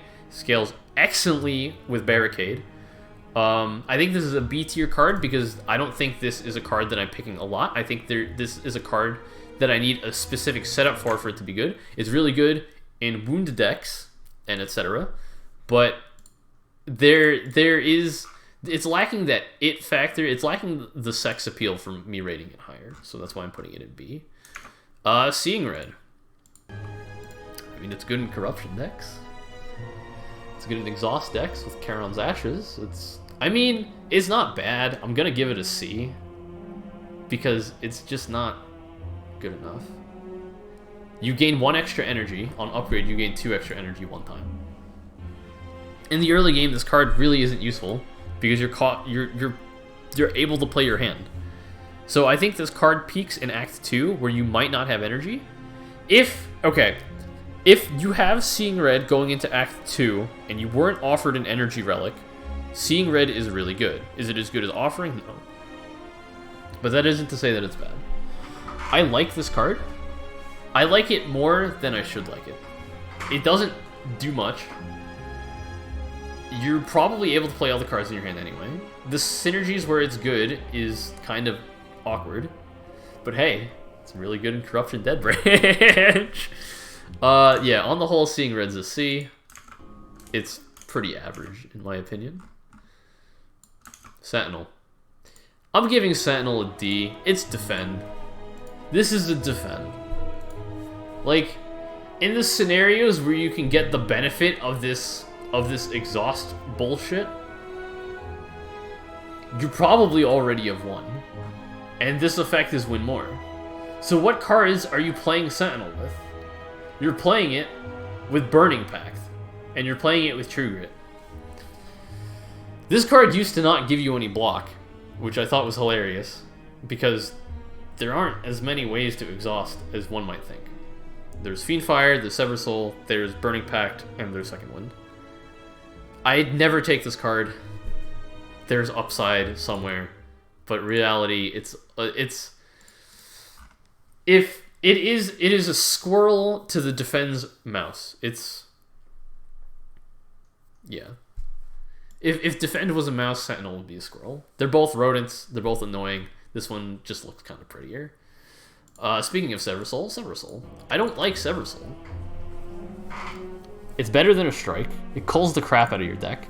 It scales decently well. It scales on a per energy basis on average. It is average per energy scaling. It's +6 for 2, which is +3 for 1. 22 for 2 is certainly not bad. But I don't take it nearly as often as I should. I think this is an upper C tier card. I don't think this is B tier. I think just looking at the cards I have in B tier versus the cards versus Sever Soul, if I was offered these cards or I was offered Sever Soul, I would always pick these cards over Sever Soul. Or is there any card in here that I would pick over Sever Soul? I'd probably pick Armaments over Sever Soul. Probably pick True Grit over Sever Soul. Probably pick... It's a bit sketch, actually. I think Sever Soul belongs in C tier. You can argue with me on that, but I don't pick it very often. I don't see it played very often, so I think my rating here is accurate. Shockwave. I love Shockwave. Shockwave is so good. In Act 1, it's good because at the very least against Pylons, it's 3 vulnerable, which is nice. It works well with Cleave. Against Lagavulin, it's very easy to set up with, and you'll get at least 2 turns of weak plus vulnerable, which is great because its attacks go from 20 to 15. Against Gremlin Knob, it's great on turn 1, so his attacks go from 824 or 828 to... No, I think... Is it 824 or 828?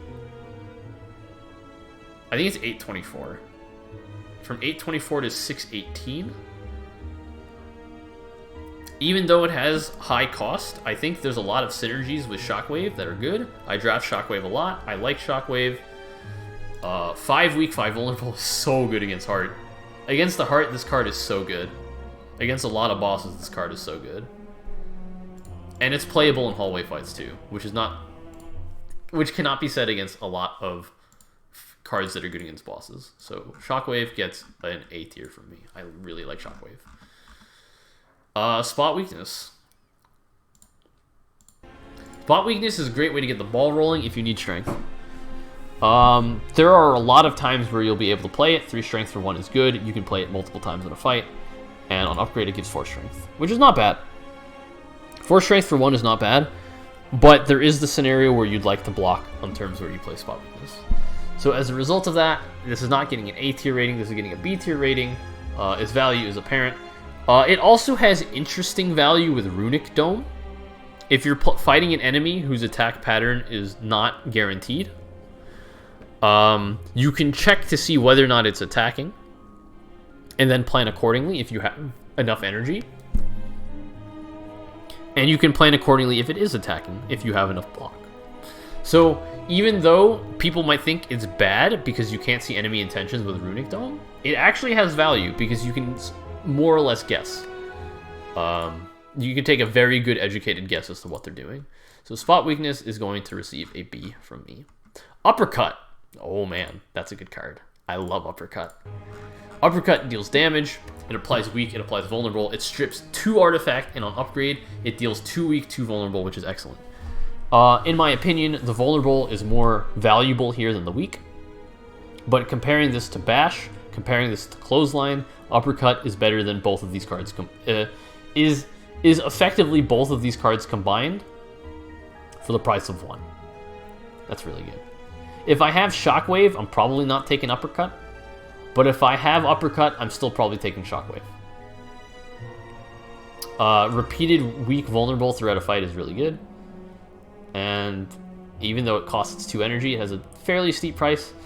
I definitely think it is good enough to be justified, to be picked. So, oh no, this is an A tier card. I'm sorry, this is an A tier. Whirlwind. A lot of people don't like Whirlwind, but I like Whirlwind for the reason why people don't like Whirlwind. Yeah, the base damage sucks, and the upgraded damage is okay, not great. But here's the thing: it scales with strength, better than Cleave. It scales with strength to a higher degree than Cleave, and you can choose more or less how many times you want to use Whirlwind. Usually with AoE fights, Whirlwind for 3 will solve the fight. So let's talk about the slimes. Let's talk about the gremlin horde. Let's talk about the jaws, the jawworm in Act 3, the 3 jawworms. Then we can talk about the oozes in Act 3. We can talk about the oozes in Act 1. Or, sorry, the black pudding in Act 3. Yeah. So, it's amazing versus birds as well, because if you have +1 energy, Whirlwind will ground all 3 of them. And, unfortunately, against the birds, I always bottom deck this card. Which is not true, that's confirmation bias. But I feel like I do. I definitely don't, but I'm irrational, so. This card is better than Cleave. Don't let anyone tell you wrong. Don't let anyone tell you otherwise. This card is better than Cleave, even though the upfront damage isn't there. When you want AoE, you want a lot of AoE. Cleave only provides a modest amount of AoE. This card will kill everything, but you're spending more energy, but you don't mind spending more energy because you win the fight. It also has Chem X value, but let's be real here. Who cares? I did have this one game where I got 2 Whirlwinds out of Pandora's box with Chem X. That was really fun. That was really, really, really fun. I like Whirlwind. It's going to get a B tier from me. It's not A tier. There is a better AoE card than Whirlwind. We all know what it is. But that concludes the uncommons. Let's move on to the rares. Barricade. It's expensive, dude. It's expensive. Is it worth it? For a card that does nothing when you play it, is it worth it? For a card that gives you no block, no strength, no damage, is it worth it? And the answer is usually yes. If you have Snekko, you don't even need to upgrade this. There is so many synergies, and this is, in my opinion, the most consistent win condition card in Ironclad. Barricade wins you games. There are very few cards that can outright win you a game. Barricade is one of these cards. Barricade does incredibly well with corruption, and you just take every block you see. However, you need draw. If you have Barricade, you need draw, because you want to draw Barricade as early as possible, and as a result, you want a thinner deck, but you need a lot of block. So your 2 options are have a lot of draw if you have a lot of battle trances, shrug it offs, burning packs, etc. Or if you have Snekko. Or if you find Bottled Tornado. If you find Bottled Tornado, you bottle this card. There's no questions to be asked there. You do. Barricade's a very good card. Is it game-breaking? Yes. Is it consistently game-breaking? No. Because it lacks the consistency factor and it has a very steep price for no benefit, no immediate benefit, unless you have Anchor, or unless you have the boat, I cannot give Barricade a higher rating than A.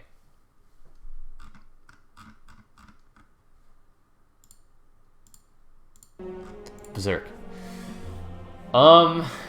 Yeah, I mean, it's kind of bad. You gain 2 vulnerable, which sucks. If you have Artifact, this card is amazing. If you don't have Artifact, or Pellets, sorry, if you have Artifact, this card's amazing. If you have Pellets, this card's amazing. If you have neither, this card is probably not worth your time. You gain extra energy, but at what cost? You either need a lot of sustain, you need Odd Mushroom, you need healing, because you're going to be taking a shit ton of damage. Honestly, 1 extra energy is nice, right? But I don't take this at the end of Act 1 because I'd rather have an energy relic with some downside rather than a card I have to play to get energy the next turn. Obviously, if you have Berserk Plus and the enemies aren't attacking you, this card is an autoplay. But it's really bad against Heart. It's really bad against birds. It's really bad against a lot of random crap. And as a result, I don't take it very often. Which isn't to say that this card is unplayable. It's just that I don't like having it, and also sometimes I forget that I have it. So it's going to get a D.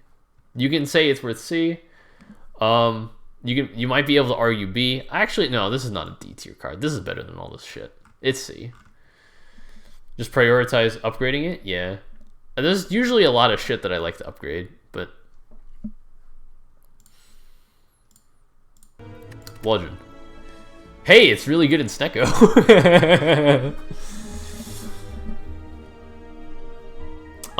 Yeah, it's really good in Snekko. So just take this as your Act 1 reward, and then get Snekko, and then enjoy your life as you have a card that deals 32 for 1.5. Unfortunately, we don't live in that fantasy world where you always get Snekko after taking Bludgeon, so we'll have to consider when Bludgeon is most viable. And that is, in my opinion, midway through Act 1. The longer you have Bludgeon, the worse the card gets, even though it has decent energy, or decent damage per energy. It is 10.66 for 1, repeating of course, which is better than every unupgraded card in the game, in Ironclad, other than ones that have an immediate downside, like Hemo and Wild Strike. It's better than Headbutt. In terms of on a per damage basis, better than Headbutt, better than Twin Strike, better than a lot of stuff. 42 damage is almost always enough to kill a pylon. Not always, but almost always. They have like between 39 and 45 health. So if you have Mercury Hourglass, it's guaranteed. 42 damage for 3, obviously very good. It's slightly favorable, but for that much energy, you'd want more than that. 42 for 3 is actually not great. It ties with Carnage on a per damage basis, and it ties with Twin Strike on a per damage basis when upgraded. But it's a lot of damage. 42 damage is a lot of damage. If I get Bludgeon early, I will upgrade it. I generally will not pick Bludgeon at the end of Act 1 because it doesn't do well against birds. It doesn't do well against the thieves. It doesn't do well against a lot of things unless you have Bag of Marbles. It does do really well with Necronomicon, but even then I think there's a better card that does well with Necronomicon. Bludgeon is a C, which is to say that it's an A in Act 1, a C in Act 2, and an F in Act 3. So it just falls off like a rock, which is what Bludgeon is. It's a rock. Brutality. I used to not like Brutality, and I used to like the reasoning for not liking Brutality. This card does not do well in hallway fights because you're spending 2 hit points to draw 1 card. This card replaces itself on turn 2. This card draws you a card on turn 3. You've lost 2 hit points. But it costs 0. There's synergy. It does very well with Runic Cube. It does very well with Rupture. It enables Rupture. It does very well with Blood for Blood. And drawing cards is good. I like drawing cards. I think this card is B. It does very well with Pellets, although I don't think you can remove this debuff. Synergizes very well with Tungsten Rod. If you have Tungsten Rod, you're taking Brutality. It's a free card. But on upgrade, it's innate. I think you need this to be innate for it to be playable most of the time. As a result of that, I think it has a high upgrade priority. I think it's B. You could argue for it lower, but I don't think it's above B. Corruption. Yeah, Corruption's game breaking. Corruption is so fucking good. It's hard to play early, but there's so much broken crap you can do with Corruption that honestly, it's worth it. It enables block decks. It enables exhaust decks. It enables like every hallway fight because after you play it, all your defends are free. So you don't have to worry about defending or attacking. You can do both. There's a lot of synergies that it has. There's a lot of win conditions that it complements. Does incredibly well in Snekko. It is like the best card to have in Snekko. And honestly, it's in the running for most broken card in the game. I don't think it's the most broken card in the game, but it's up there.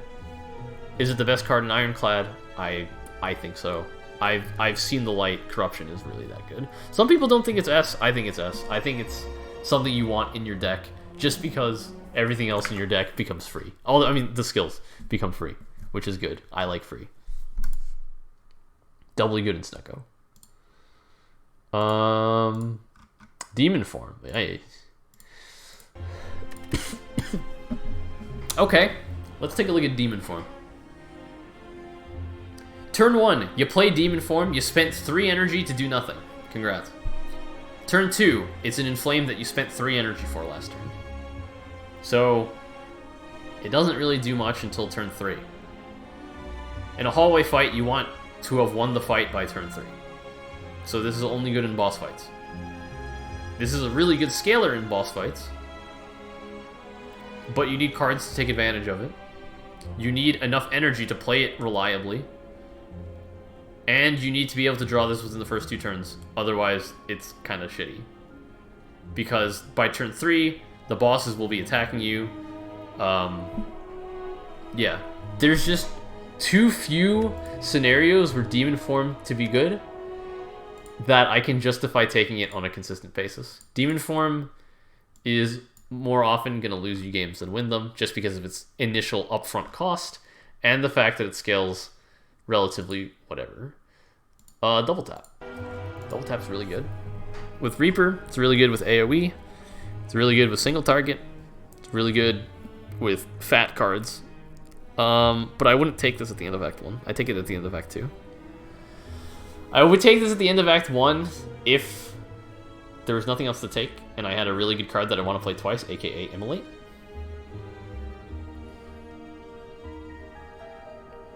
But, like, the scenarios where I want to double tap is, like, if I need to just eke out a kill with a good card that I don't want to draft 2 of, like Carnage. I don't want to draft 2 Carnages. That's kind of unnecessary.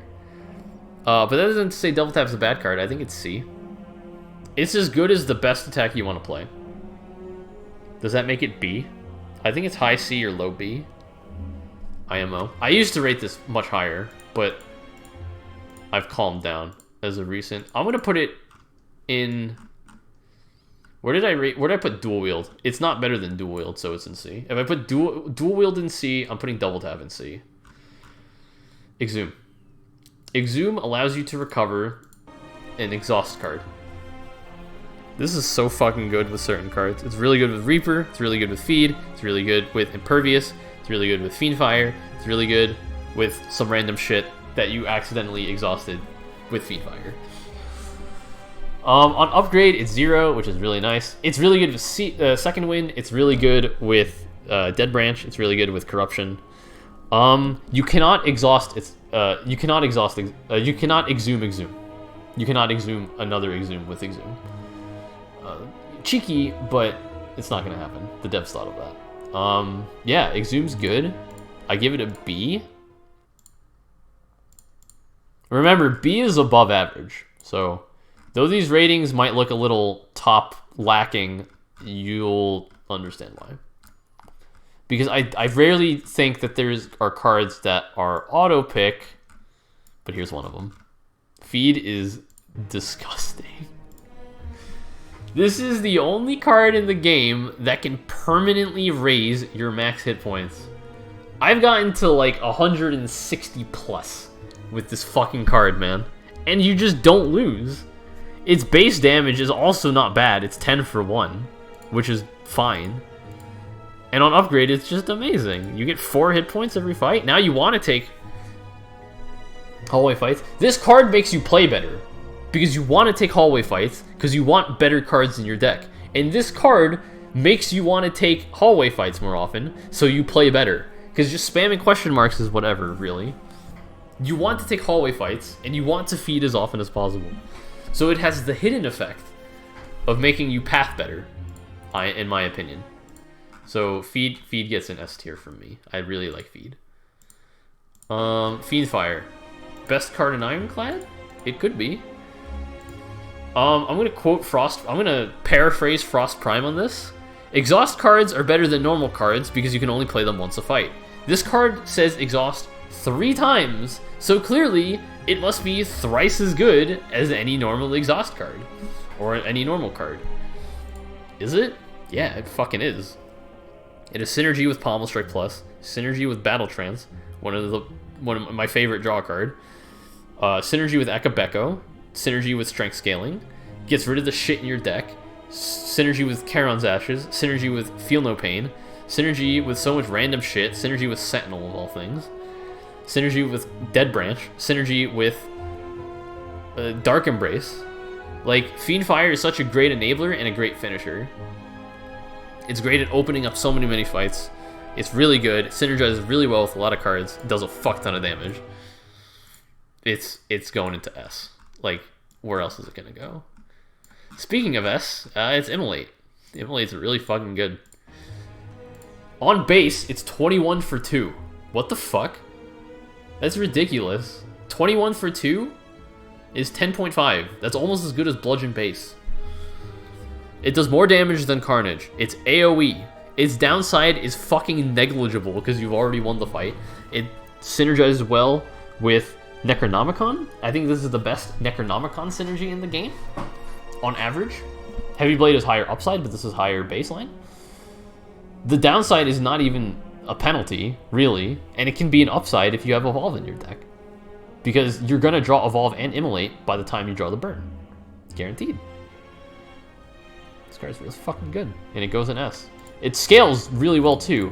Plus 3.5 damage on scale. That's nice. I'm throwing Immolate in S. Speaking of S, Impervious. It's 30 block for 2. As Frost Prime says, I don't need to explain to you why Impervious is good. It's a lot of fucking block. 40, and on upgrade, it's 40 block for 2. It just enables so much random crap.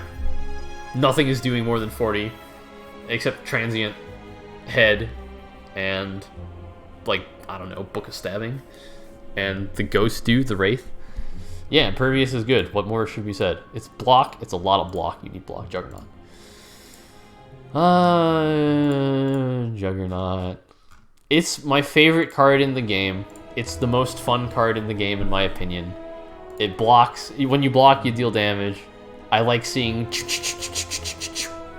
just a bunch of enemies taking damage and shit. It's really good. It's so much fun to use. I really like it. But in reality, it's a win more card. The scenarios where this card is good, or like where this card is useful, is like you have Feel No Pain and Second Wind and Fiendfire, but you don't have Barricade yet, so you can't hold the block. But you really want to hold the block. But, I mean, it can output a lot of damage. I would rather have Body Slam than Juggernaut, and I didn't rate Body Slam highly, so I'm going to throw it in C. Okay, what do we have left? Limit Break. Limit Break is good, but you need Headbutt for it to be really good. Limit Break is the strength equivalent of Entrench, but instead of starting at 2 and then going down to 1, it starts as 1 exhaust, and then it goes down to 1. Strength is really good. Strength is a win con, although unreliable. It's really good if you have Reaper. Really good if you have a lot of strength. If you have a modest amount of strength, but not like an insane amount of strength. If you have Demon Form, don't take Limit Break. You don't need both. It is overkill. Limit Break is going to get a B. Strength is important. Limit Break doubles your strength.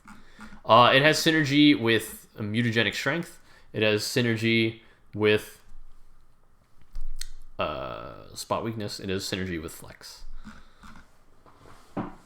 Offering. Offering is really good. It's either high A or low S. It's high A because you lose 6 HP. It's low S because you fucking win the game when you play Offering. It offers a lot, as it says. I'm going to put it in S. I think it belongs in S. It's really good. When you need mana, when you need cards, it gives you both of these things at the cost of 6 hit points, which is exactly how much you heal with Burning Blood. So you have to consider, will I lose more than 6 HP if I don't play Offering? And the answer is, more often than not, yeah, I'm going to lose more HP because this allows me to play 2 more cards, 2 blocks. Even if it's just 2 defense, that's 10 HP that you've saved. So yeah, I really like Offering. It's a really good card. I think it's borderline S. And I play it a lot. Reaper? Reaper is high risk, high reward.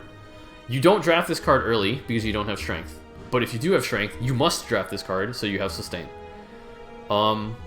It's really good with Akabeko. If you have Akabeko with Reaper, that's really good. But it doesn't have a lot of damage on it. This is not a reliable AoE card. Don't think of it as such. That's not to say that it's not an A tier card, which it is. But I think it's like with Barricade, its consistency is reliant upon the rest of your deck. So I'm going to leave it there, and I'm going to do relics next time. I want to play a run, just so you don't feel skamazed that of not getting one. So this is my ranking. You can love it, you can hate it. It's going up on YouTube, so you can see just exactly how I rated every card. These are not ordered within the tiers, but some cards are better than others within these tiers. So you can take this as you may. This is my refined Ironclad tier list. Let's put this into practice.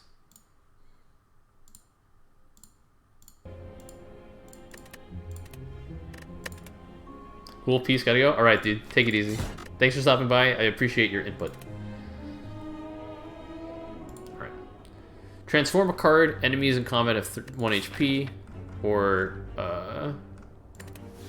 obtain a curse, gain 250. I'll take the curse. I can remove it right here. Yeah, I can still get a lot of elites too. I'll take the curse. Normality, that's Writhe. Or not Writhe. It's not any worse than... What do you call it? It's not any worse than injury.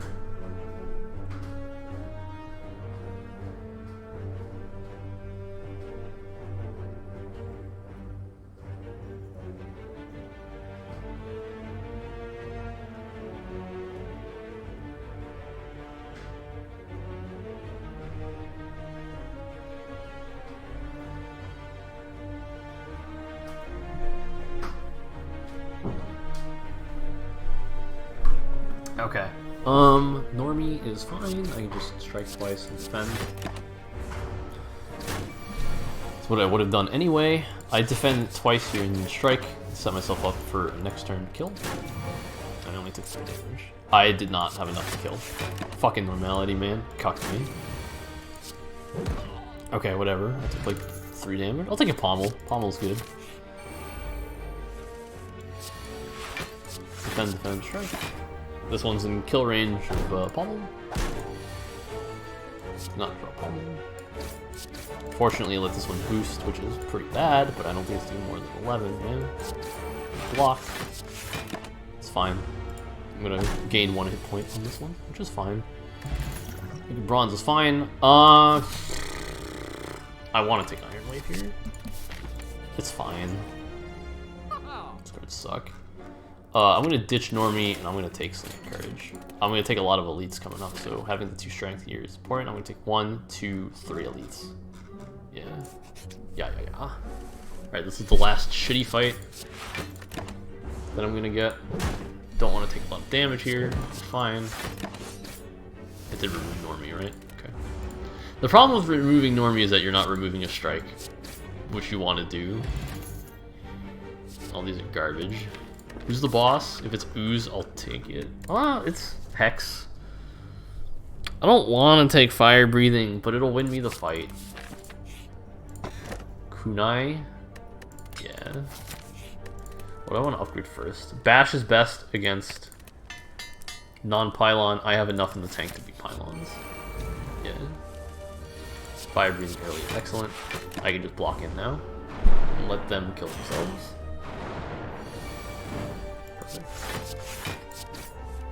6.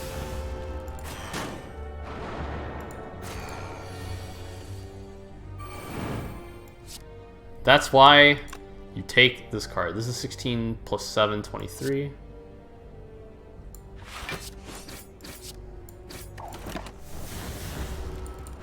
This is a pretty good fight.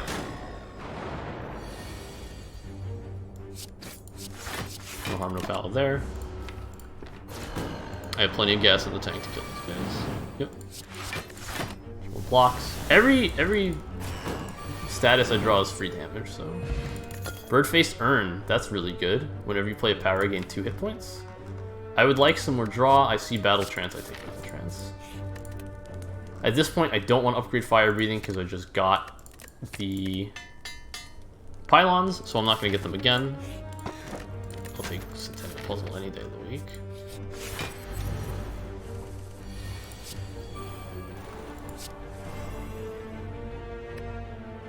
I don't want to play this just yet. I want to draw Bash and not Iron Wave. Unfortunate.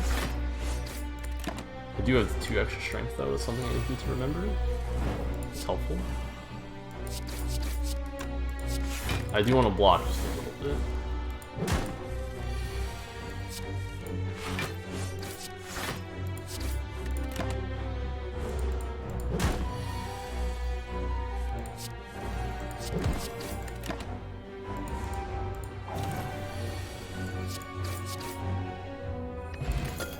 Happy Flower, really good. Oh, Shockwave.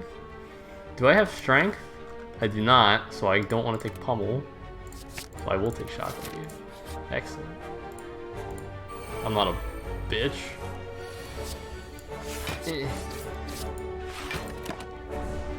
I'll take 6 here. Yeah. Shockwave?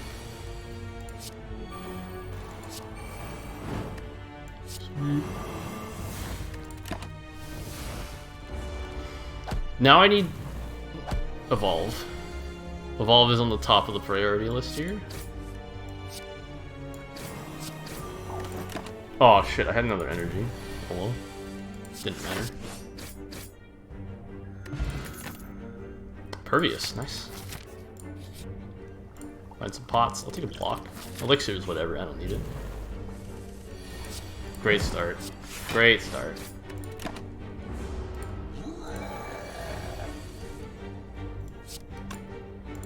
I do want to play Fire Breathing.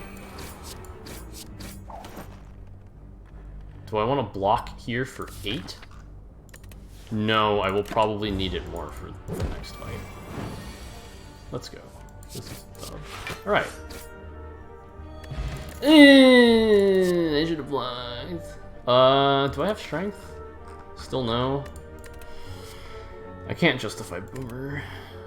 Liquid Memories versus Thorns. I'm gonna use Thorns against this boss because I don't have the best damage output.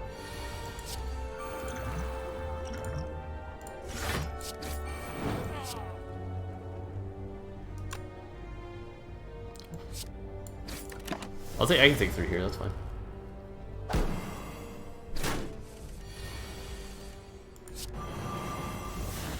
Oh, I have Art of War, which is good.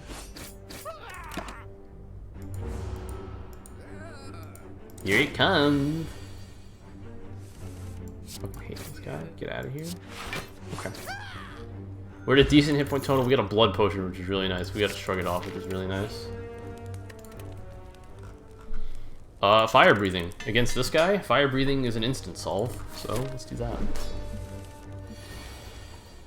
We got it turn 1. Excellent. Art of War to proc. It's only dealing 18 damage. Block in if we want to. I don't think we need to use this potion. I think this fight's solved. Dash.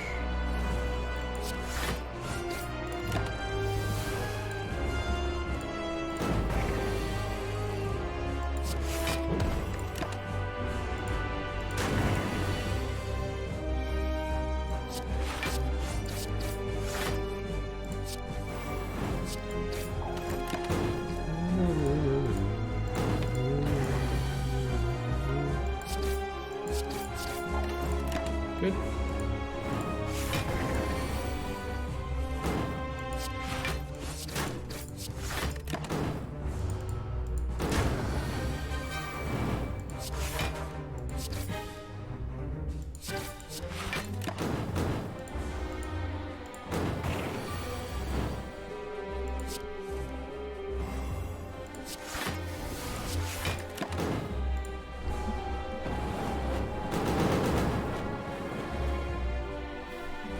Now the burns are coming in, but we should be able to just deal with it.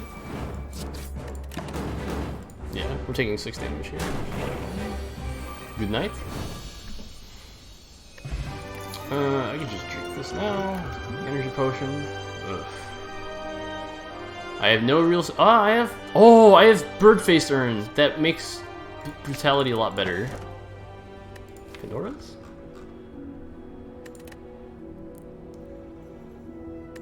I don't know. I have block, so I don't need to worry about getting rid of my defense. I hate ectoplasm. 2 feeds? Oh shit, yo, another impervious. Feel No Pain's excellent. Dude, these cards are above average. Certainly. But I don't have energy. Oh, I have a Happy Flower. So I have 3.3 energy. And I have this, which is something. But I would like a shop. And an upgrade. If I'm upgrading, what am I upgrading? Shockwave? Yeah. I don't know. Let's go... What do I want out of the question marks? I don't want Bite. Do I want Neck Book? I don't have a lot of 2-cost attacks. I'll just go this way. Take some hallway fights.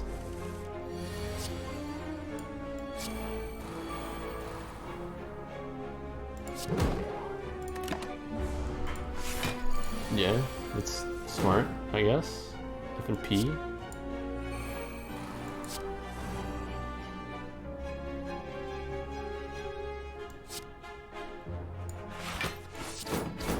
This fight requires me to deal damage.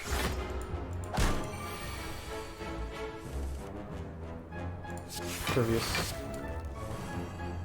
I could throw out a Shockwave, because I've locked in. Now I can focus Shockwave, and now I can start dealing damage to you. Perfect. Okay, yeah, it's fine.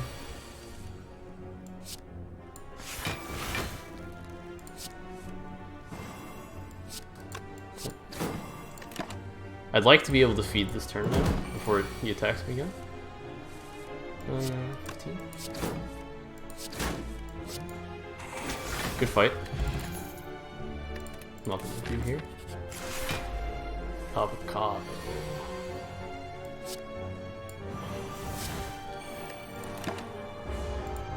It's pain.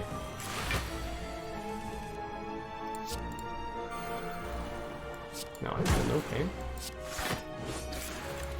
I need to do damage. That's the problem with these fights. Like, I'd like to heal, but I need to deal.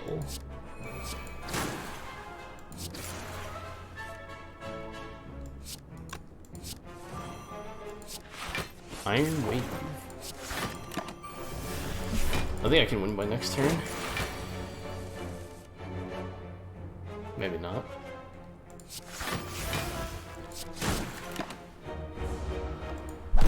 Still weak. I might have been able to win this turn.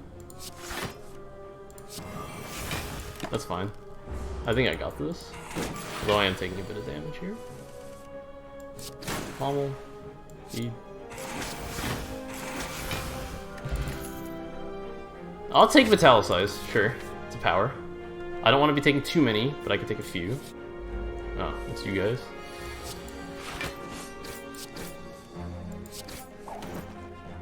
Energy Pot, let's Shockwave. I'd rather Shockwave than Impervious just to get the vulnerability on.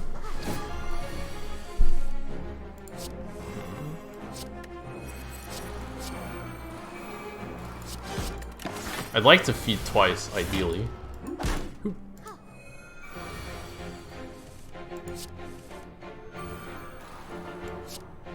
24, sure. At least I get fire breathing value out of the wild string. That's cap, but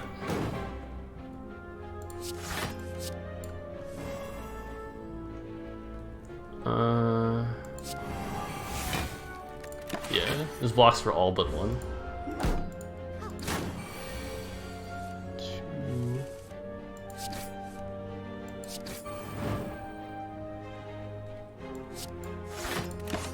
I would like to feed off both of them in an ideal scenario. Do we live in an ideal scenario? Yes, we do.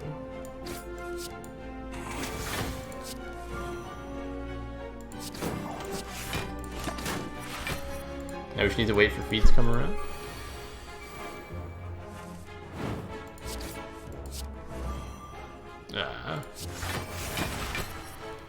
Now we just need for feed to come around.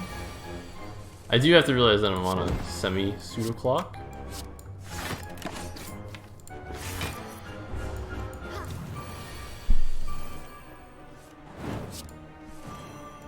Pog. I think that was worth. Uppercut Plus. With 2 Shockwaves in the deck, I will not take Uppercut Plus. Hemokinesis. Do I need AoE? Not Hemokinesis, Cleave. I'll take Cleave. I need an AoE.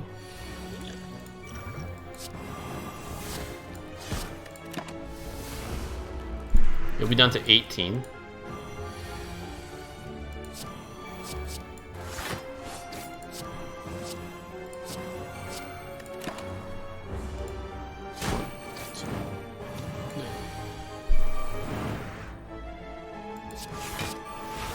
I'll play the Brutality. Bug it. It's healing. Healing's healing.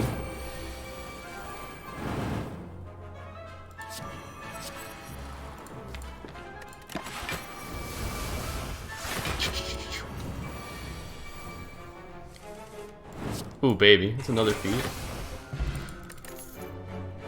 I don't have strength yet. This is a block deck in the making, so I need Barricade.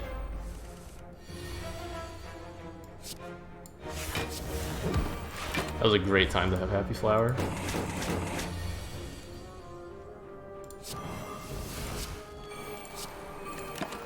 No need to draw here.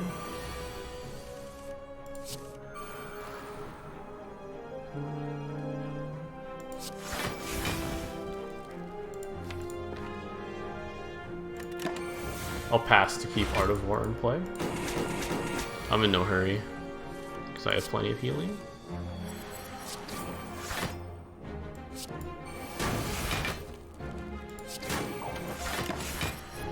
That's pretty bad, but I'm at a still relatively healthy HP total. Oh, that was helpful. Fog. Feel no pain again. How many powers do I have? 1? I don't want more than 5. 2, 3, 4. Okay. 1, 2, 3, 4. I'll take it, but I shouldn't. I really need to hit the shop up.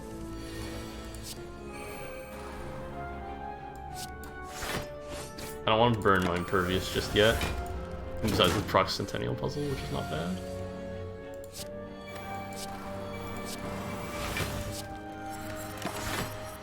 Shing! Sparkle Sparkle. Fire breathing. Shruggies. Now I want to play attacks. I could play 1 Cleave.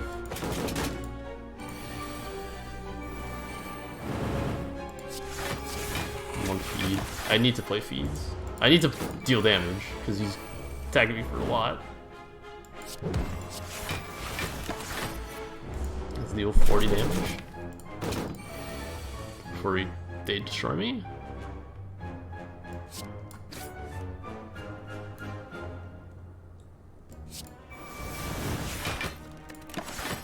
Ow. That was painful. Nunchuck's not bad. Barricade! There it is. Now, I want to dodge. Dodge fights, dodge elites. Well. Evolve is nice, but I don't need Evolve just yet. What's the worst card in this deck? Clothesline? Wild Strike? Wild Strike. Wild Strike. I can afford Evolve. I should take it.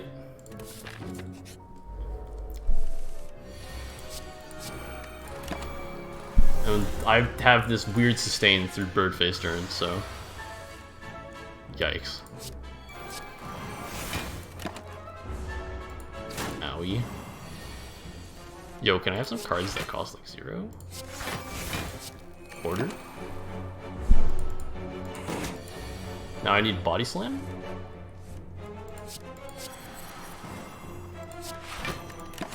I just want to stack block at this point. This fight's won. I haven't played any HP losing items yet. I haven't played Brutality, so I'm in no rush, realistically speaking. Take a shit ton of block now, thank you. Now I can actually start working a little down. I will play this for better or for worse.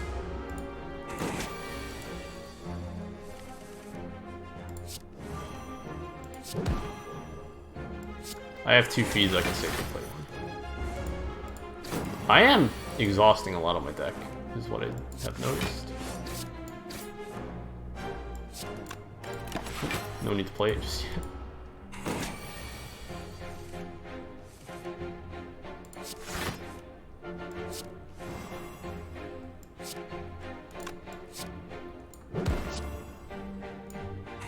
Perfect.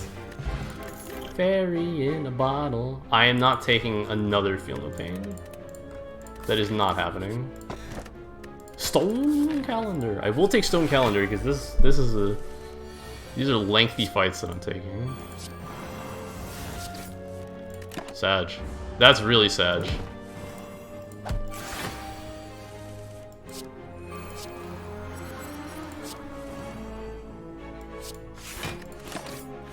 Iron Wave. Taking 2 here.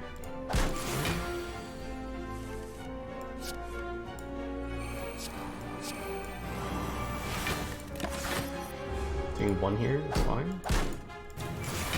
Do you need to feed? No.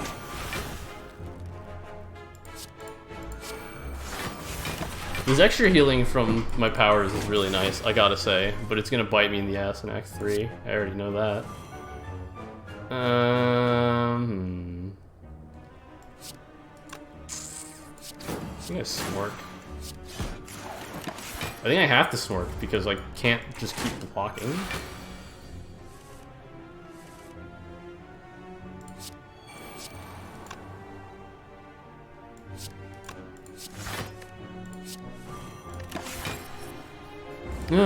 This is a really long fight.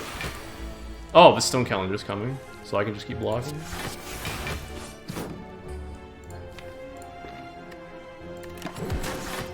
That didn't kill it.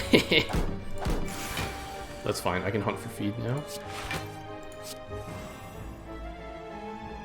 20.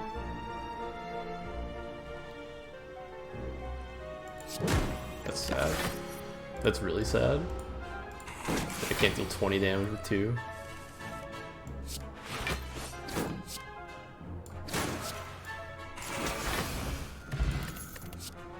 Pommel. No. I already have 2 pommels. I don't need a 3rd pommel.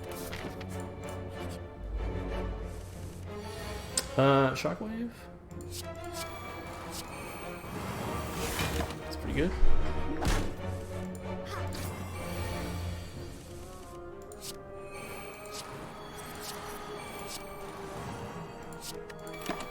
Alright, I got all my powers up. Dude, I have no idea what I'm doing against Bird Boss.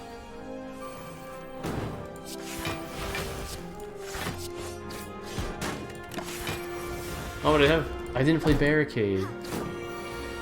Oh no.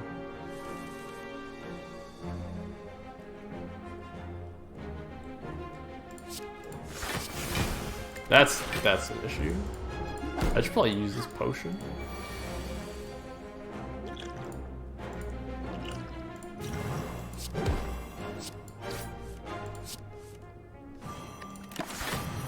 Sag.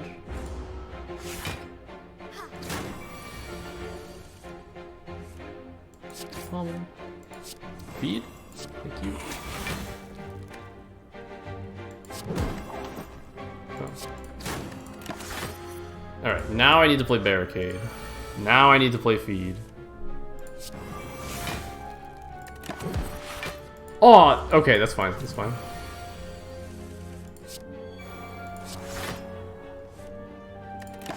Because Feed's coming up.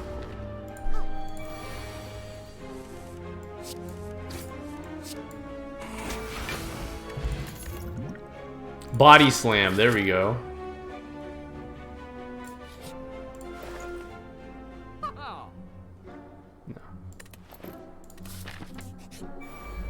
Oh no, not you. I'd rather have fire breathing, I think.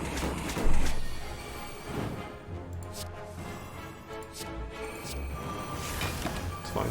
Don't need to play Body Slam. I just need to wait for Barricade to come back around.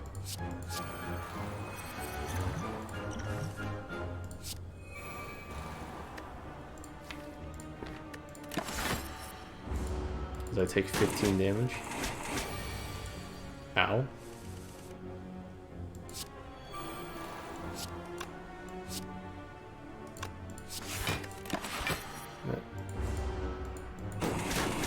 Bad amount of HP. It's fine.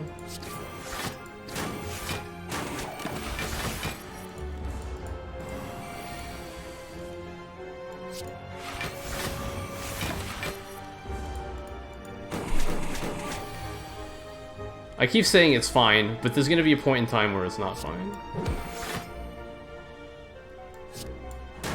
Oh, I miscounted. Whoops. Exhume? What would I exhume? Impervious? Okay. Ah, shit. I was really hoping I wouldn't have to go to this. Well, I'm definitely pussying out here, if I live.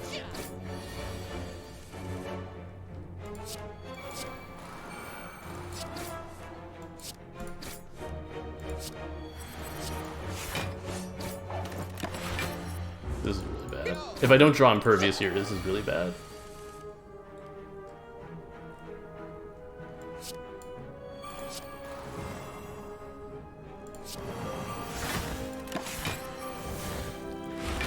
Oh, it's not that bad.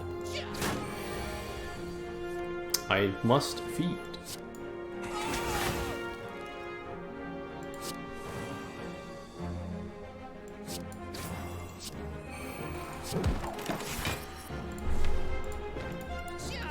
Oh, I have Fairy. What am I worried about? Escape. Let's upgrade Barricade so I can actually fucking play it in these fights. This is the problem. I can't play Barricade. Now I can play Barricade. Now I can just stack a fuck ton of block and keep doing the game, right?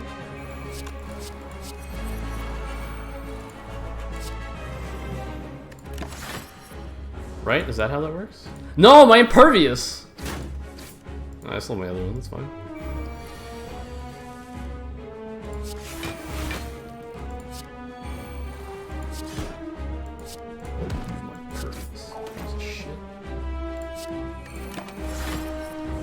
I'm probably gonna lose my Fairy here, but that's okay.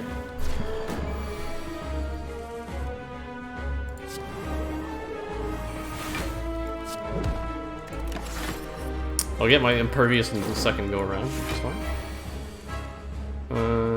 Iron Blade. Iron again. I'm lucky I have Kunai. Gives me some extra much needed block. Impervious?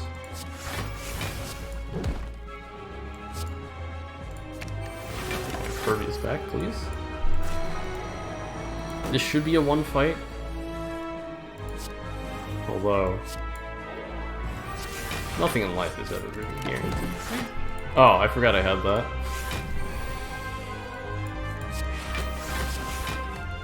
Shuggies. Get ready for a nice body slam next time. Shuggies. You. And one extra energy cannon. Like a bash. I do have to end this fight relatively soon. And my only damage card is Body Slam, which no longer has very much damage, but...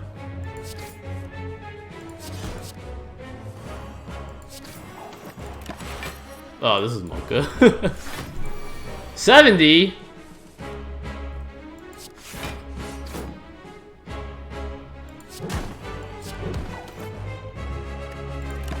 Ooh, baby, we're living.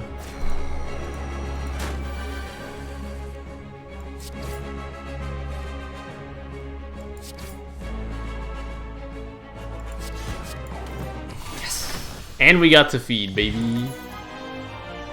All these are crap. I don't want any of them.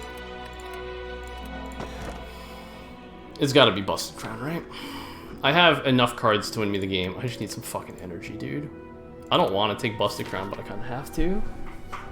My deck quality is pretty good. I have to go this way.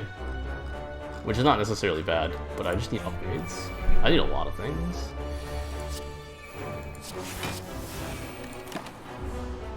Oh, it's worth it if I can win in 2 turns. I took Evolve, right? Yeah.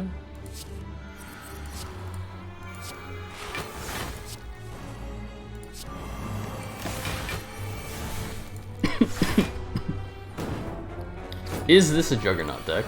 Is the $1 million question.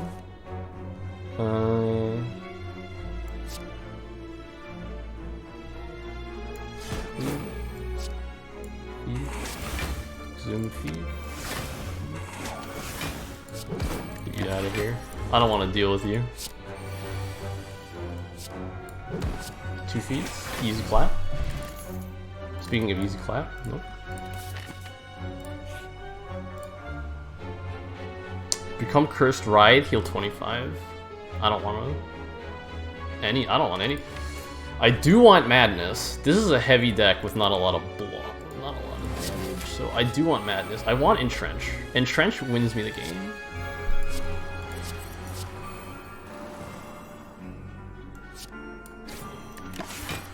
Entrench wins me the game.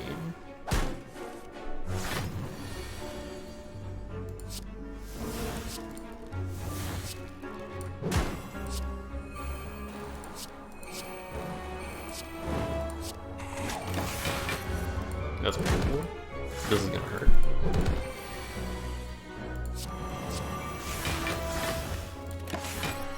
But we got our block up, so now we win. Ideally.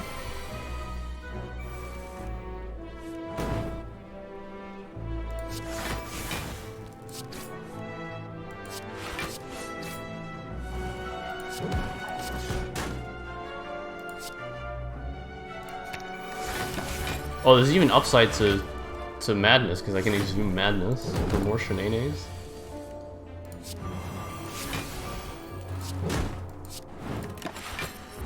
Can I get a feed? Can I get a feed? Yes, I can.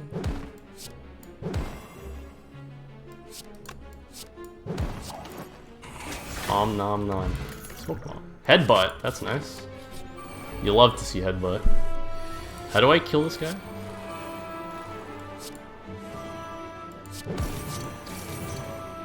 That's the neat thing. You don't. I do not trust myself against that fight. This is an easy fight.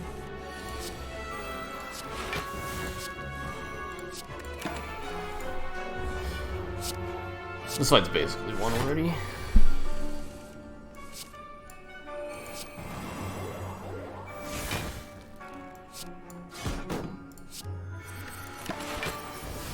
Because I just get blocked whenever they repulse me anyways. And they definitely repulse me.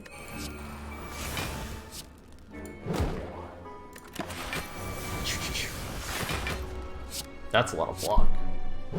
And her hit point total is pretty stabilized as well.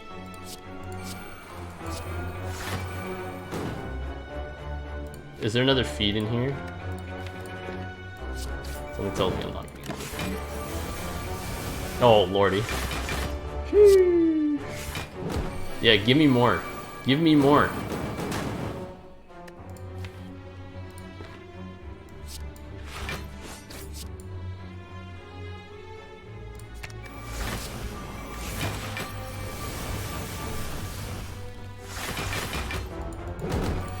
I would like to feed.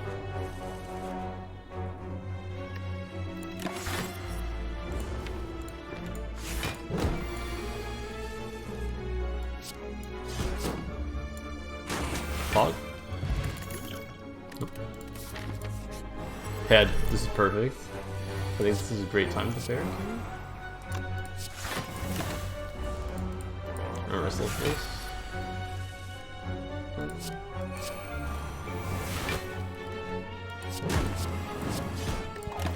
Perfect.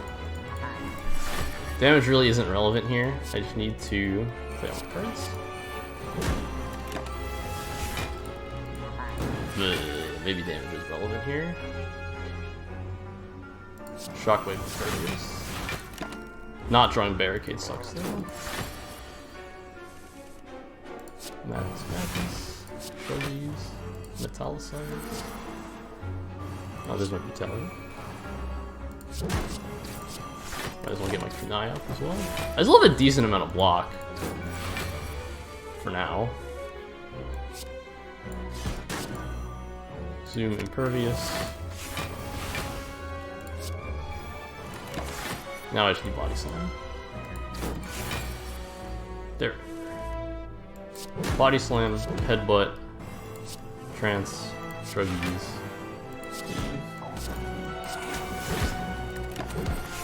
Okay.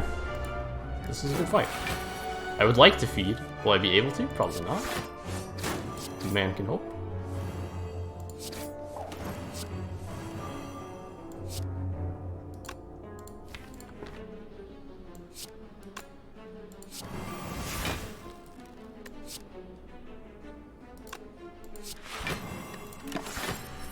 Perfect. Damage 18. Perfect. Another feed. Wild Strike plus, no thank you. Smith.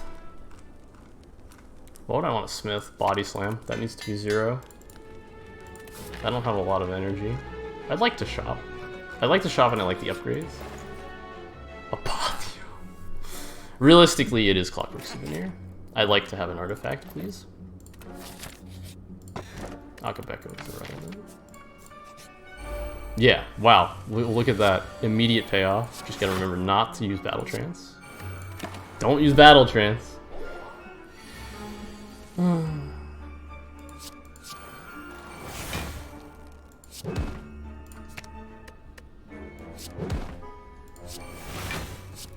Oh, I have Unceasing Top.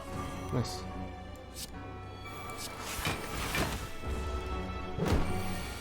Forgot I had that.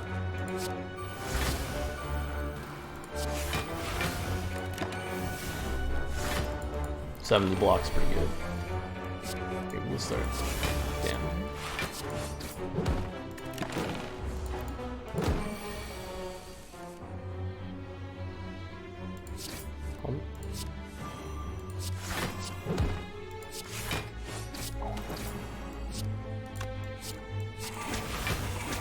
Perfect, another fucking feed. Intimidate plus? Nah, not with all these shockwaves, dude. The fuck do I upgrade? Evolve, I guess. Who's the boss? Shapes, that's fine. That's very fine. Take one. Shackles, for sure. Impervious? I could always use more block. Because my block quantity is limited. It is not unlimited. Guaranteed.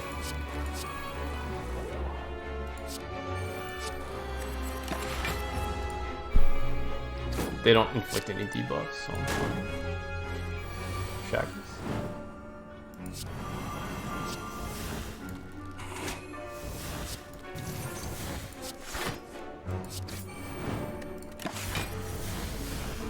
I don't have what do you call it yet.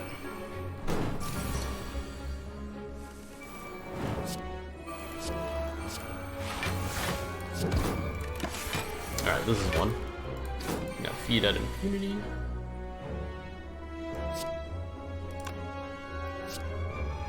Let's evolve first.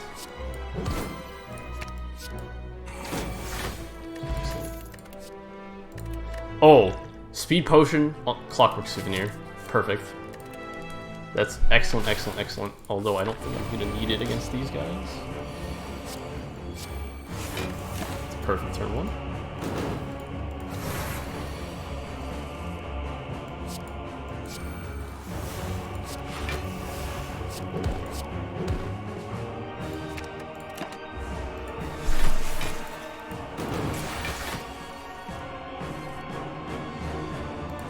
Madness. Shackles. Almost free.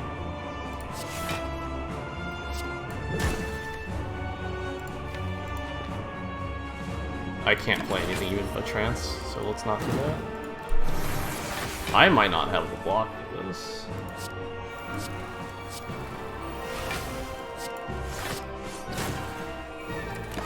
I don't have the block for this. I need to block up, but I have nothing to block with. This came way too late.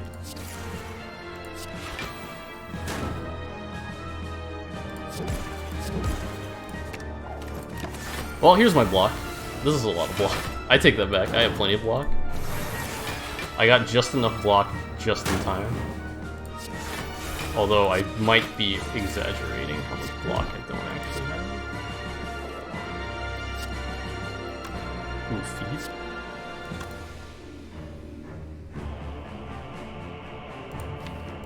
I want to feed next turn.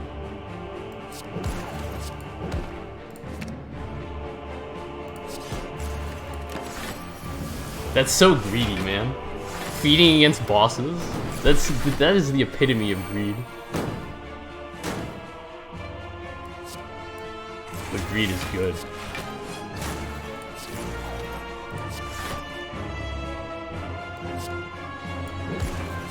Greed is good. Oh shit. It's this guy.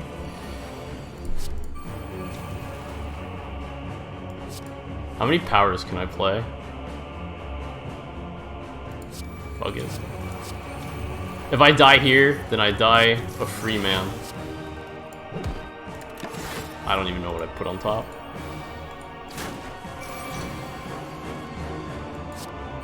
I don't play fire. I don't play fire. That's a throw. I don't play the second field of pain either. Excellent. Okay, now I just gotta block up and we're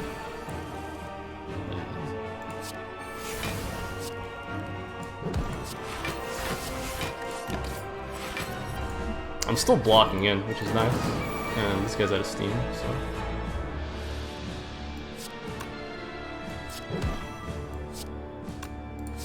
Oh, whoops. I don't want to Sever Soul here because I could have Sever Souled Entrench.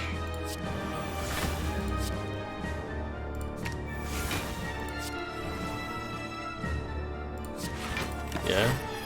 Sad day, but don't play these powers. Don't play these powers. You're right. 2, 3.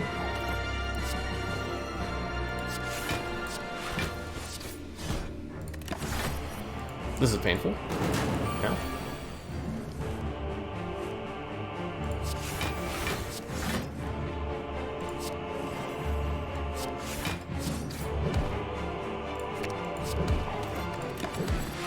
Okay, we have plenty of block now.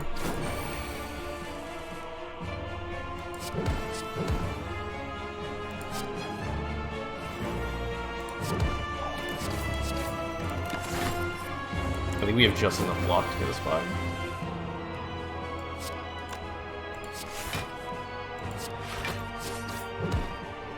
Perfect. 52 block should be enough.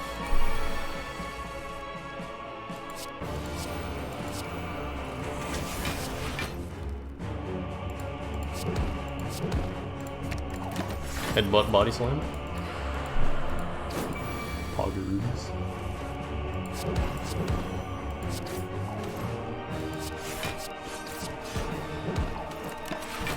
Yeah, I had just enough block. If I draw that, I'm not even mad.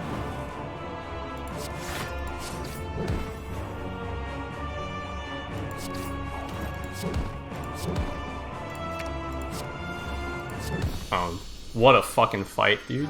We're on to Act 4. I could die to Lance and Shield, or take like a lot of damage. But this, I'm gonna pop it turn 1 on the heart, so... Metallicize. I need the extra base block from Metallicize, IMO. Entrench, please. Pellets, no! I'll take Shrug.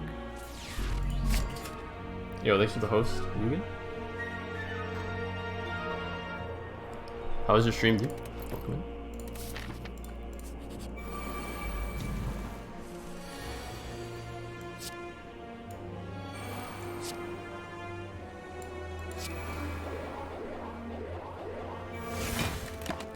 This is gonna hurt.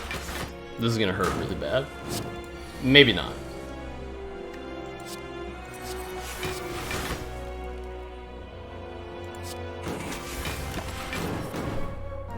This is gonna hurt a little bad.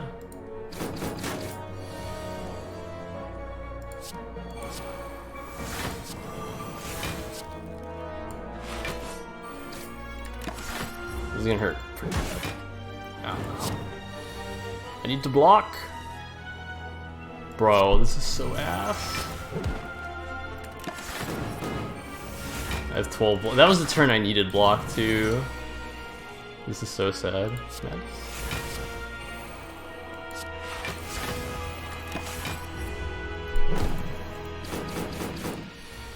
Alright, we still have a little bit of block.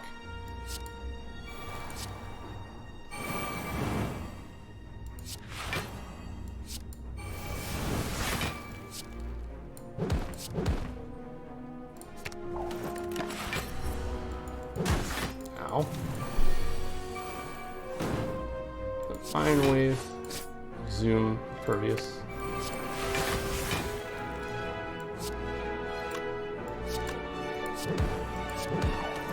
I need to kill you guys. Oh, I mean, I only lost 40 hit points this fight. Realistically, this was not a bad fight. I think I was just being a little bitch.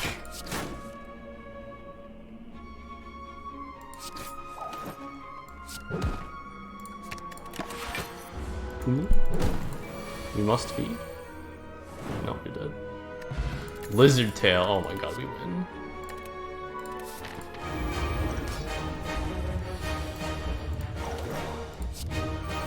This is over.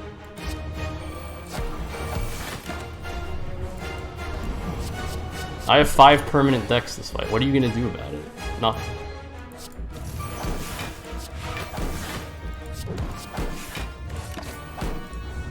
I have like 3.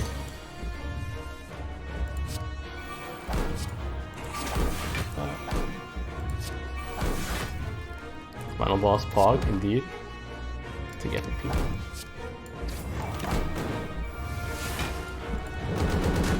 I have 3 lives for this fight. I think I'll be okay, in theory.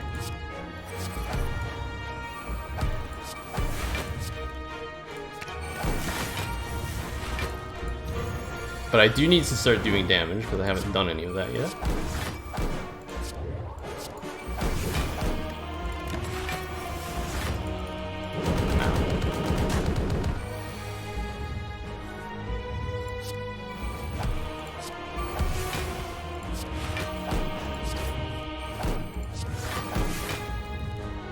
If I headbutt, what do I headbutt?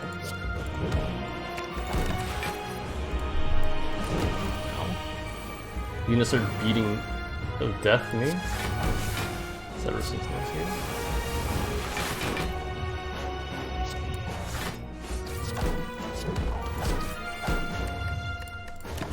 Alright, I have damage.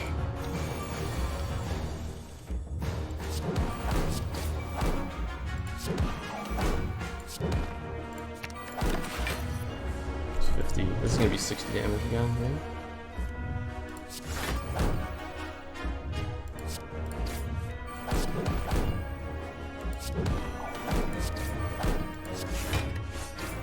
Perfect. I have just enough damage to win this.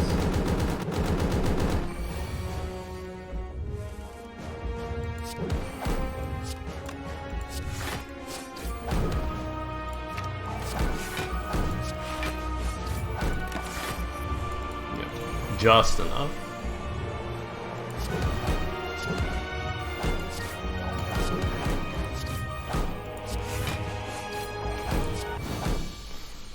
Let's go! Woo!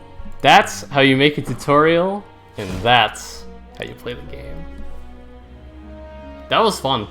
We didn't need our fairy or our lizard tail, but we had it as Omega Insurance for the final boss. And yeah, that's Ascension 20 Heart. 48-minute run. It's a pretty good time. Score 27-31. So let's go over what we have here.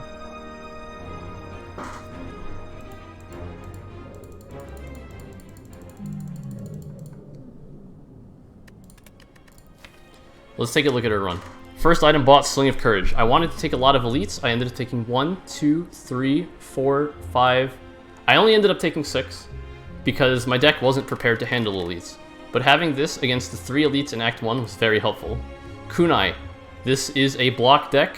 I'm very glad I had Kunai so it can stack with Barricade and all my other cards. I had a bunch of cheap attacks. Pommel Strikes, Headbutt, the Madness helping out with that as well. Cleave, and Iron Wave somewhere. Iron Wave and Body Slam, all contributing towards Kunai. Bird-Faced Urn. Whenever you play a power, heal 2. I have 1, 2, 3, 4, 5 powers. So I can heal up to 10 HP per fight, which is nice. Centennial Puzzle stacks really well with Brutality. Happy Flower, extra energy, always good. Odd Mushroom, always good. Art of War really came in handy with all these powers and defense cards. Pandora's Box was excellent. I hit 2 Imperviouses. Or I think 1 Impervious and 2 Feeds, which is ridiculous. Nunchucks, whatever. Bottle Tornado for Barricade, that's basically an automatic win. Stone Calendar. Unseasoned Top only came into play once, but once is greater than none.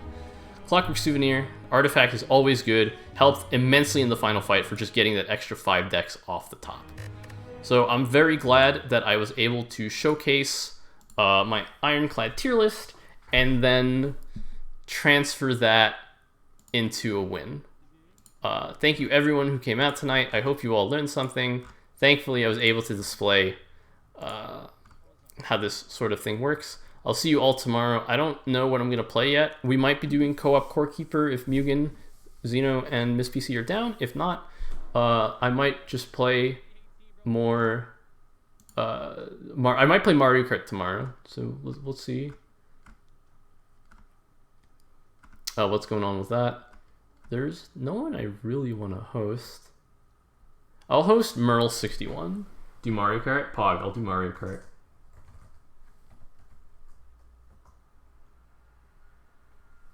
Merle's an excellent Slay the Spire streamer. Go give him a follow. And I'll catch you guys tomorrow.